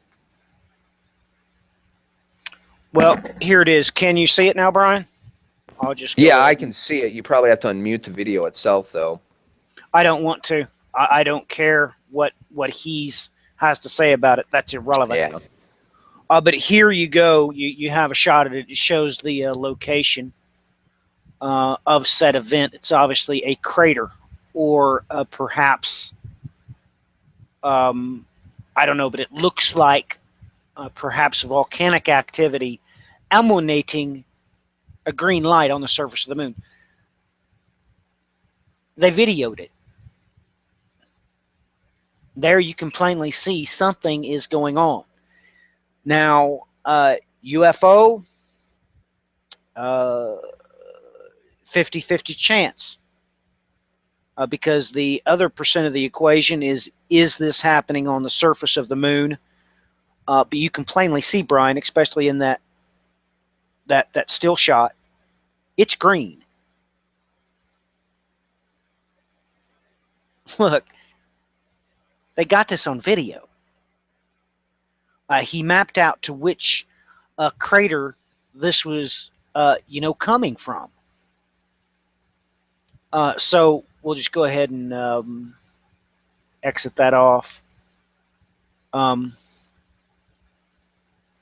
I'll stop sharing my screen. Oh, I already did. Brian, off the charts, man. Off the charts. Whether it was something above the surface of that crater, producing the illumination, or it was coming from the surface of the moon itself. It was obviously moving in tandem with the moon. It was either stationary uh, or it was the surface of the moon itself, the crater. So whether the object was stationary over the crater or it was the crater, it was emanating a green light. So, when I first looked at it, the only reason why I brought this up is because, ladies and gentlemen, I've seen that happen one time when I was a boy. I was probably 7 or 8 years old, and I used to lay out in the backyard and just look at the moon. And I seen it flash. I seen an enormous flash on the surface of the moon myself when I was a boy. So, like I said, doesn't matter which direction you look, Brian, there's things happening. That's just off the charts. So did you have time to bring up that thing you were wanting to get in here? Nah, because as I said, I'm not getting any of my stuff to work properly here. All right. I mean, we have one to discuss this, and maybe I can attempt to make it fly here with what I got working, which is pretty much next to nothing. I don't know why my software all of a sudden decided it was all going to go haywire, but hey, I'm gotten standardly used to that as of lately, have I not? We've wanted to talk about this. We covered it on Iron Show at one point in time, and we never really did get back into it. And you made mention of it. And let me see here. Now I can get to my 1,500 different windows and try to figure out how to get to which one. Good grief. Gotta love computers. This is what we were talking about, folks. This event here that, and I probably did not. I might want to present to everybody. We never really, went beyond what we covered on the Iron Show about this. We had hundreds gather for unveiling of satanic statue in Detroit. I'm sure everybody's covered this in a billion different ways. At the end of the day, I don't know if that's relevant or not. I want everybody here to take a look at this statue for a minute. Take note that this is the head of a goat. That is Baphomet, was what they call it, folks. Brian, please hit present again for yourself. It says it's presenting. I'm seeing your icon. I'm not seeing, you're not sharing screens.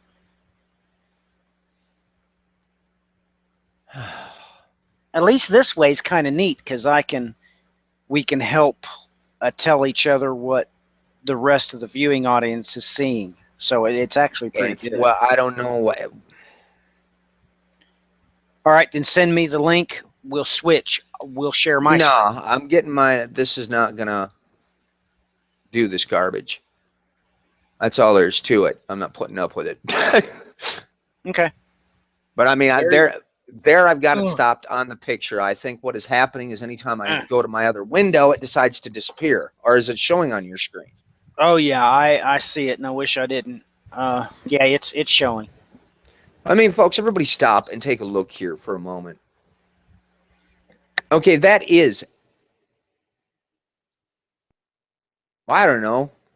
I mean, there's obviously probably going to be some new viewers here before that probably never, ever heard this in their entire lives. It's what we would refer to as a scapegoat, would it not be, Matthew? Or more or less, right. What does the Bible call him? Azazel. It addresses him as Azazel, as a matter of fact. This is a satyr.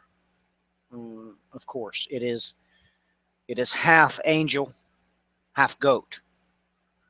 And we got into that a little bit on the last broadcast. That's exactly what this is. And they unveiled this statue in Detroit, which, ladies and December gentlemen, July 25th, 2015, if you can still see this. yep, we can see it crystal So clear. I mean, just basically outlined it, folks. That's when that happened. so everybody does need to know some things they don't tell you in this article. Ladies and gentlemen, Detroit in French means strait, as in an island or landmass feature strait. That's exactly the word in Hebrew for Egypt, is strait. So when you take a look at Detroit, they laid out the city of Detroit as the bottom half of a pentagram because, of course, the link between the French running Canada and the Americans running, of course, the United States. And the degree on which they offset this pentagram on the ground is literally mind-boggling when you know the Bible source code and you know the circle of the earth. You know where Noah's North Pole is. That information is laid to you out by the Lord your God quite emphatically. He tells you exactly that the North Pole could only be at one place. So Brian and I discussed this a little bit. Of course, was the dimensions given in that article. I think it was a 9 foot tall, and I can't remember how many pounds it weighed, or maybe it weighed 900 pounds. I can't remember which, but it was bronze, ladies and gentlemen. The statue's bronze. And Brian, tell me this. In satanic workings, I've never seen a pentagram that was missing any point. Detroit, of course, is missing the northern point or the top point. What can you tell us about that feature? Because I've never seen that in any of the entertainment industry's presentation of a pentagram. They always have a 5-starred pentagram whenever they use it in various documentaries, even news sources when there's been, a defamation of graves. This is the first time I'd ever seen a pentagram missing one of its points. Can you shed any light on why they would do that whenever they laid out Detroit? Well, I know we had talked about this privately the other night, and there's basically one of two conclusions. Unfortunately, I am qualified to speak in these realms. Due to my past, I'm fairly well-versed in this area. Now, you've got one of two options when you do something like that. Okay, the first off and foremost fact remains is that when you take a standard, be it a pentagram, which is usually drawn out in a circle, you've got the 5-pointed star within it, which essentially represents the base 5 elements. When you remove a portion of that, you're either doing one of two things.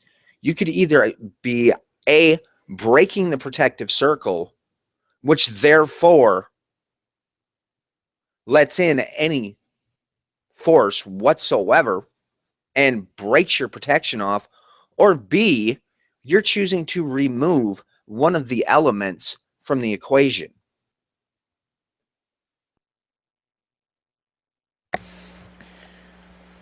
So, opening a gate, so to speak, because,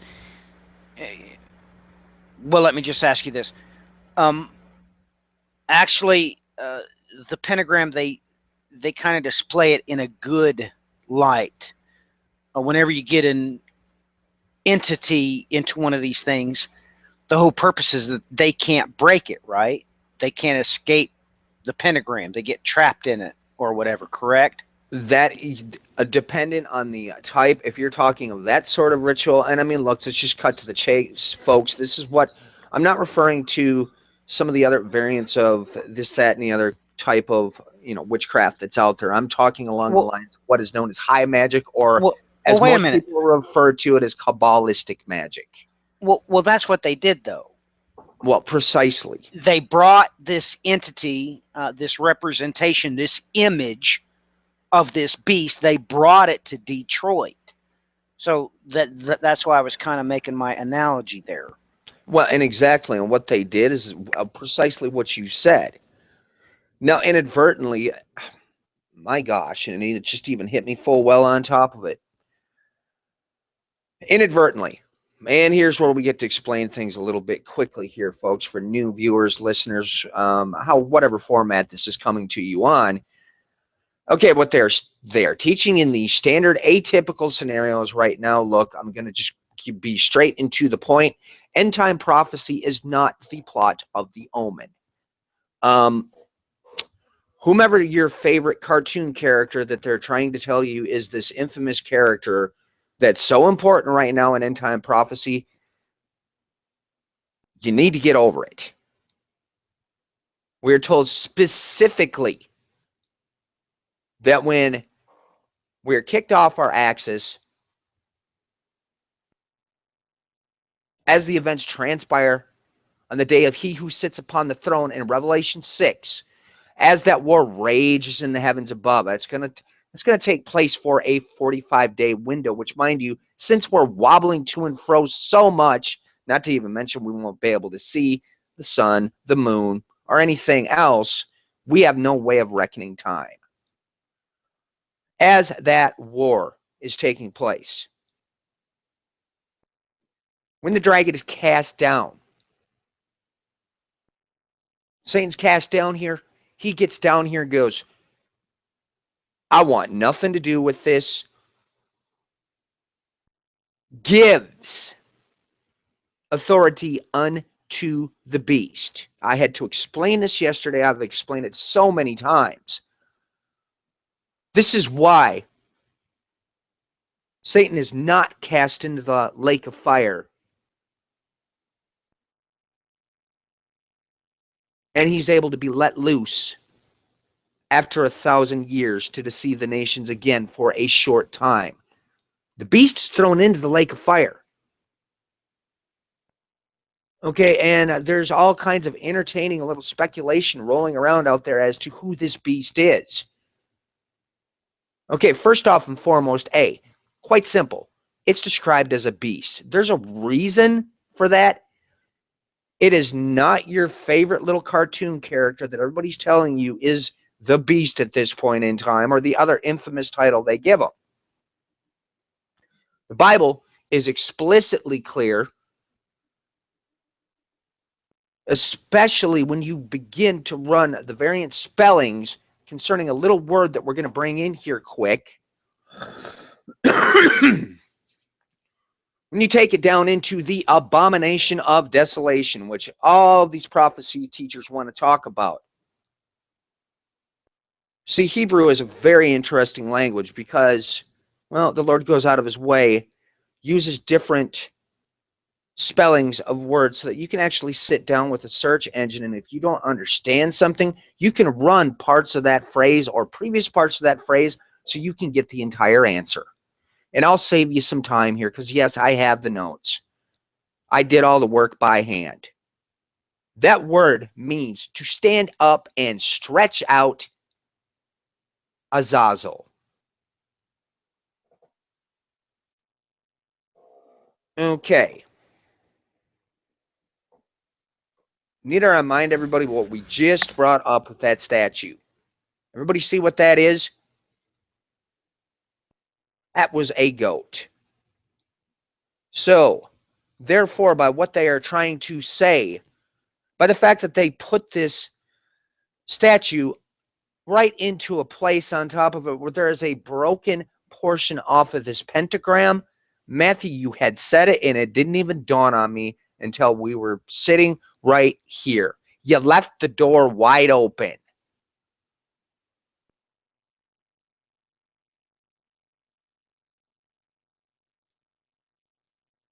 That's what it represents. That time when he comes up and out of the abyss.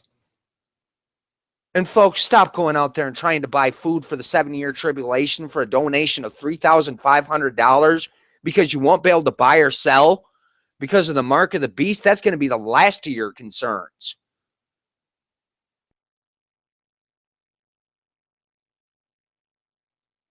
He comes up and out of that abyss. Oh, he is not going to be happy. I don't know about anybody else here, but if you had been locked in an abyss for a few thousand years, I don't think you'd come out too pleased either. I think you better be more concerned about being, there is 2 groups in the book of Revelation in Revelation 12. Either loved not your lives even when faced with death. Those shall be taken to the wilderness. Or you can love your life.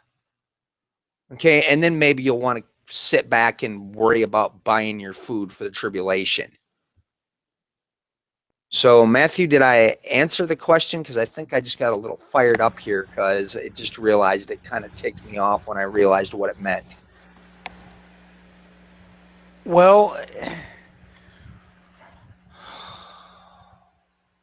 yes, you, unfortunately, you answered my question. Now it makes sense why it was originally going to be displayed in Oklahoma. And all of a sudden they changed it. Well, I mean, and that's the thing, everybody. We were going to cover this before they even placed this. We were going to cover this back, what was it, in 2014? Yep, we sure were. And an extended vacation had to go into place for a time.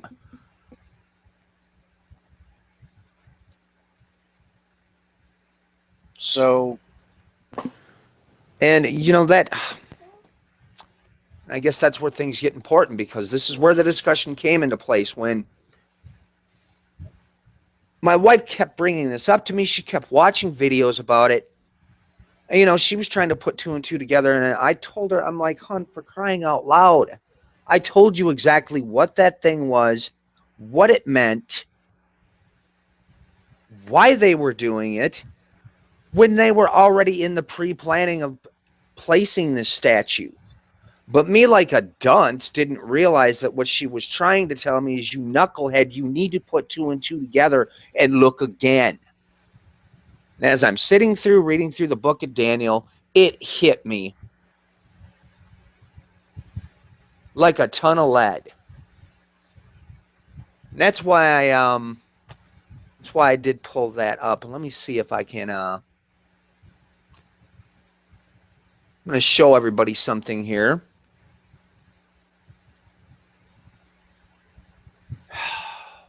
Okay, I don't need to be using Skype. That's just, one of these days I'll get way better at this double tasking again. No, I don't want the chat open. I want to share screens. All right, everybody. I want everybody to take note of something here. All right. And of course, you're going to do that again to me. Let's see. Present to everyone. All right. Here's where we have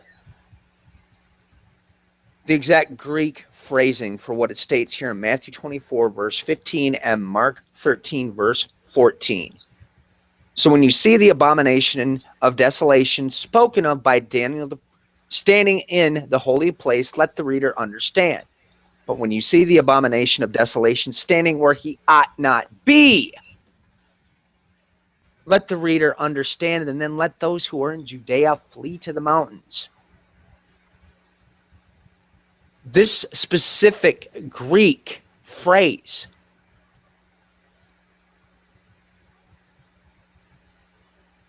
is only used in one place in the Septuagint, because the abomination of desolation is spoken of 3 times in the book of Daniel.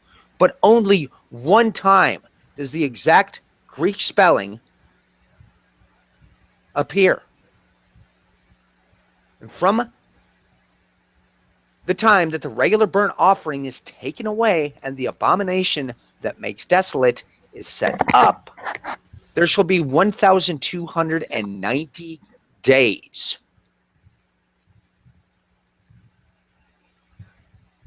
So that begins to add a whole lot more. And my wife was trying to magnify it in my mind as she kept, me being the dunce that I am, I kept getting irritated about it. And then I sat and read this and went, wait a minute.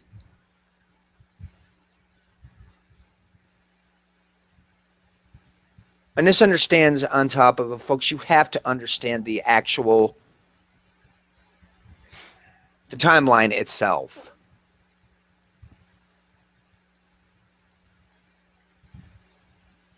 I mean, I don't know, Matthew.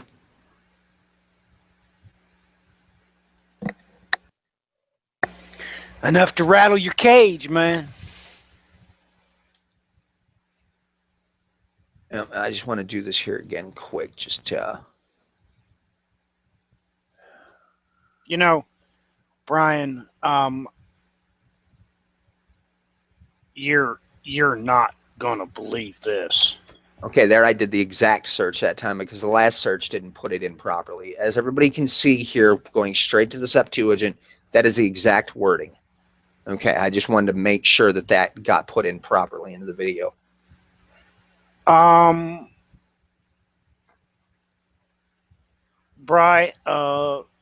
why don't you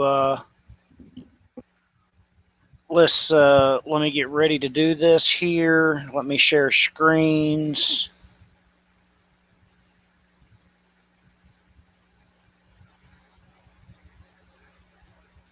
Sorry, ladies and gentlemen, I wasn't prepped for this. I'm trying here. Okay, Brian, please put me to present.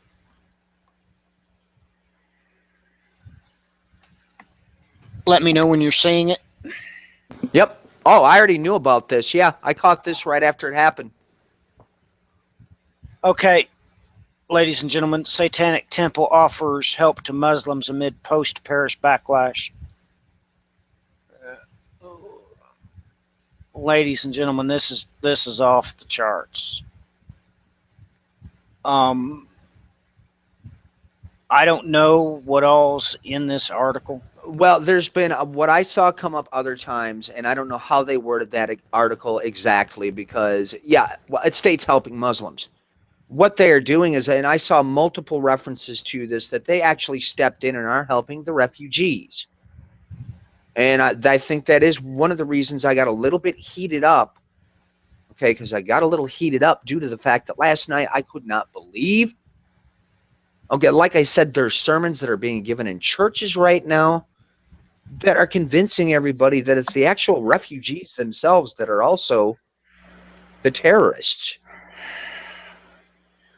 When we already have the evidence, the history from the Paris attacks itself, who it's going to be.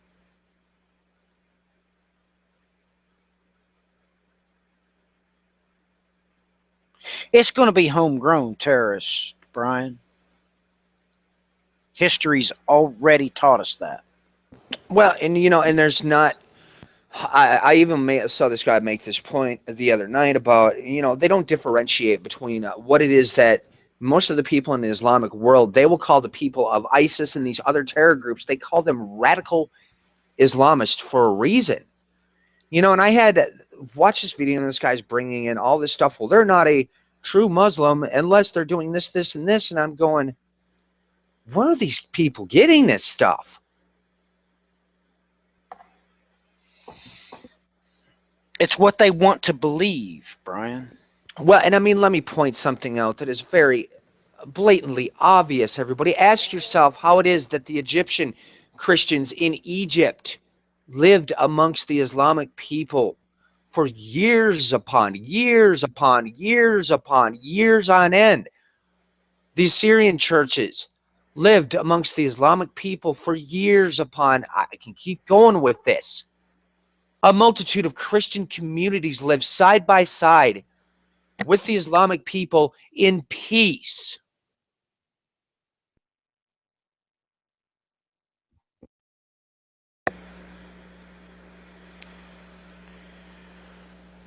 Oh man, Brian. And I just don't grasp why it is nor how it is that the American people just do not comprehend this.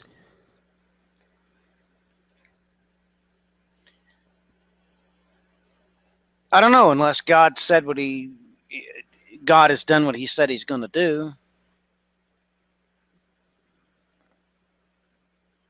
And hand them over to what they wanted to believe. I mean, God himself is the one that told us this time was going to come. Well, and I mean, on top of it too, how many times is it that we've seen the things that are coming out through this, that, and the other group, be it the right wing sects, whomever, be it politics, be it are the people pushing that or the other thing. Dude, there are things that are being said right now that I never thought in my entire life that I would see the day where the American public was going to allow the things that have been coming out of their mouths come out in broad daylight. The amount of racial comments that are being made by just in the political realms alone right now is enough to blow your mind.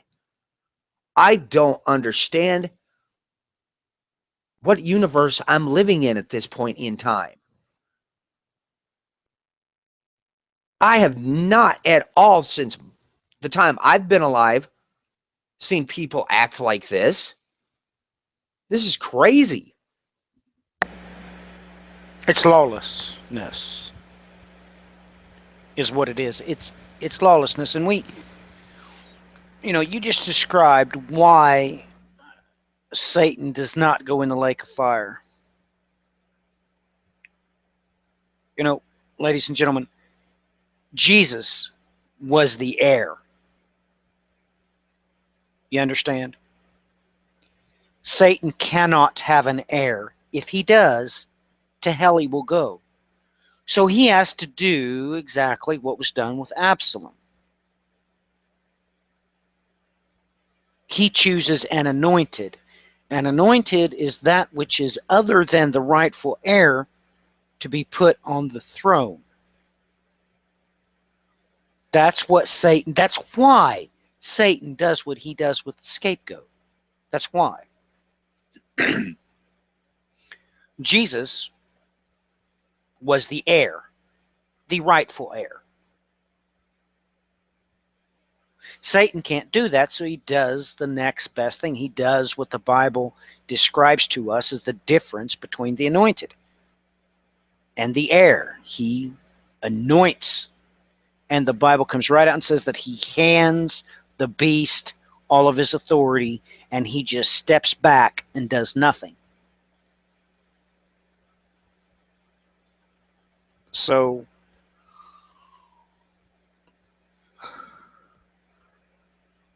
all these things, put them all together, it's overwhelming what we've covered in this broadcast, Brian.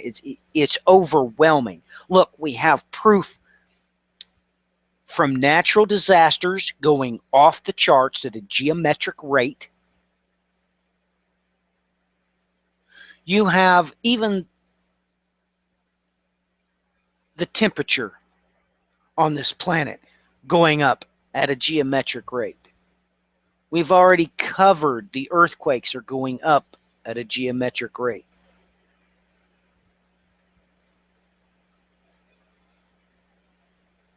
There comes a threshold when you just have to accept it. What you believe without a biblical standing, eventually you're going to have to just throw it in the trash. and run with what the Bible itself says eventually.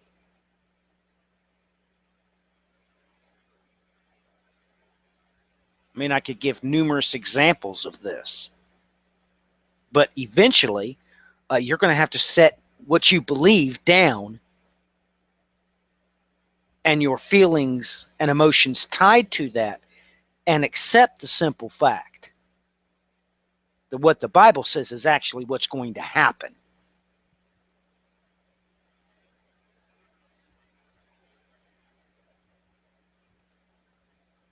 I mean, if you want to know what's going to happen, check out the Prophetico on Pinterest. The Brian and I have several different forms of a timeline of what is to come.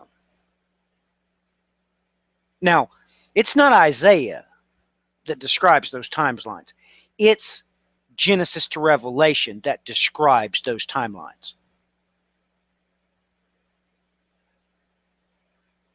Everything, every verse says that's the way it's going to happen.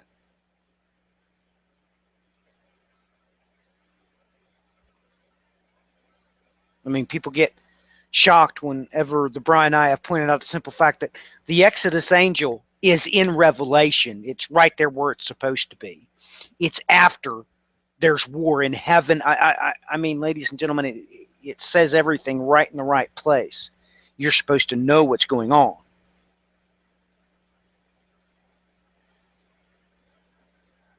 You know, Brian, me and my son, let me just throw a little tidbit in here about what goes on in the Miller's house. We don't have time for the entertainment industry. Me and my sons were just discussing the simple fact. They ask a very strange question. Why does it say the forehead or the right hand?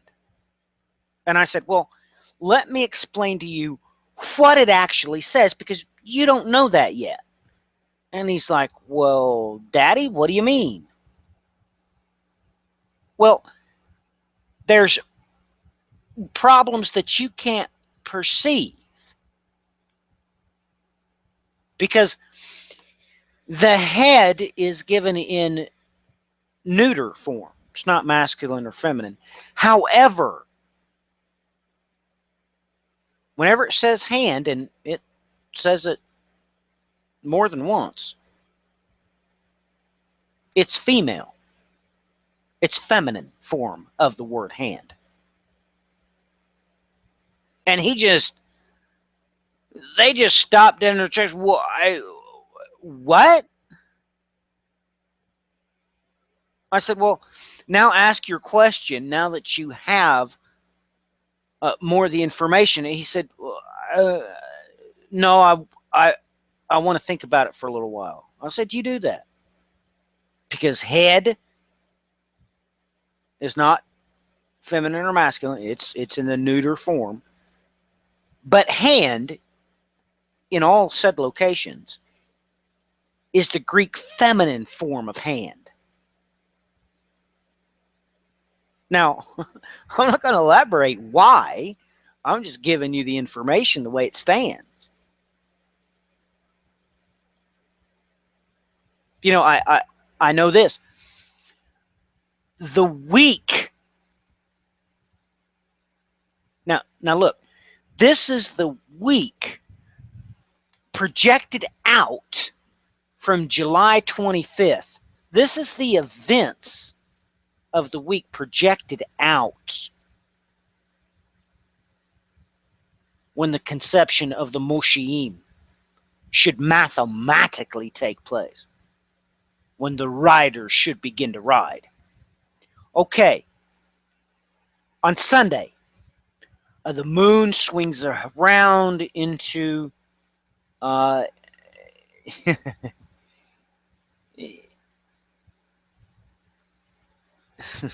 aphelion in its course around us. Now, Monday, there's a conjunction between the moon and Mars, and a conjunction, now this is the same day, between the moon and Saturn. Okay? On Thursday of that week is, of course, the Scorpion meteor shower peaks. And on Saturday, the moon enters into the phase of the last quarter. So that's one humdinger of a week, ladies and gentlemen.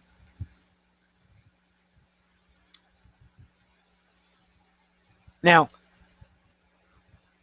all I got to say is this.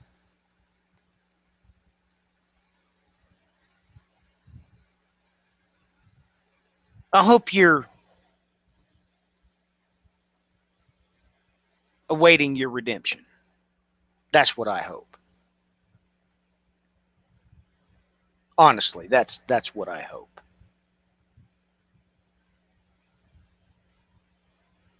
And you know, we could throw out all kinds of little tidbits about this scapegoat. You know, his brother from another mother.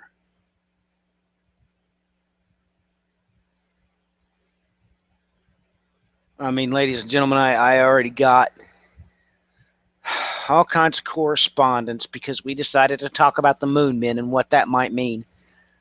You know what? I'm not going to share with you what I shared with Brian right after that test broadcast.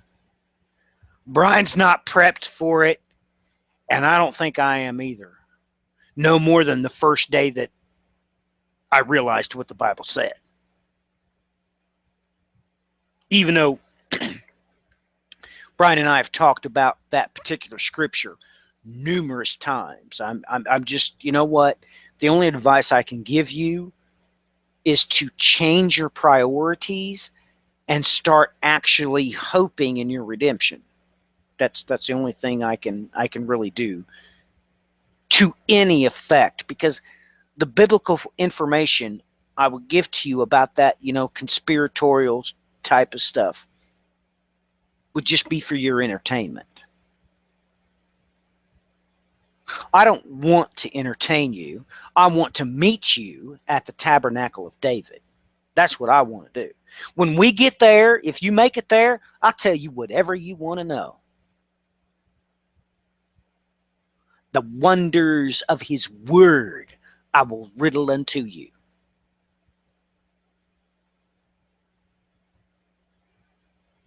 Bri, I think we've gone just about enough down the pike unless you've got something else.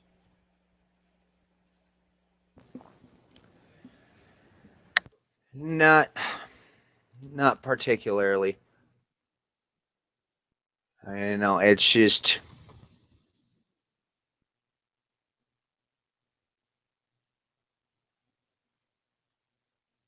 we're still in a testing phase here, that's for certain. We're trying to get this whole different formats working properly, and hopefully.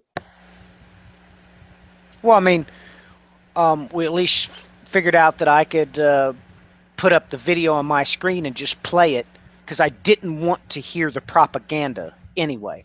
I just wanted them to see the event on the surface, on the face of the faithful witness. Yep. So you were able to see that good, weren't you? Yeah, it Okay. came through all right. We'll get to look at it back again when it completely uploads the video. You know, and we're going to try to keep going with this format. I mean, there's been a lot of YouTube have been talking about adding a live streaming option in for a very long time. And guess what, folks? They did it. It's actually free now. It's just we're choosing to try it through Google Hangouts because it's a lot less messing around. I've got a whole, you know, Matthew and I, we're going to start calling ourselves the Jerry Riggers. I've got a whole Jerry rig setup here that I actually can make it so we can pipe stuff straight into a live stream in YouTube. But in order to do that, being that we're both in different parts of the continent, well, I've got to pipe in Skype. I have to do 20 other different things to make that work in that way. So it's much easier to just be able to go in here, share the screens. It's not as professional as it could look if we did it the other way, but hey, who knows? We may start going that way. Thus far, this seems to be working, so bear with us. These are only test broadcasts. I wasn't exactly 100% prepped for what we were doing tonight. We just want to get this video aspect rolling again. We had some people that have been listening to broadcasts that Matthew has uploaded to Spreaker multiple times, and I caught on there one of the users said, "Do you guys have a YouTube channel?" And I was like, "Man, oh man, you know what?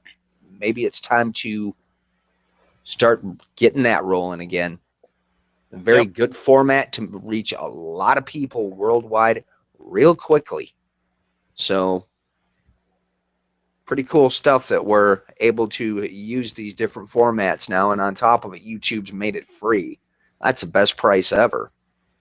Yep. That's the best price ever. That's the best price that was ever paid, actually, because everything he did to the jot and to the tittle, he charged no one.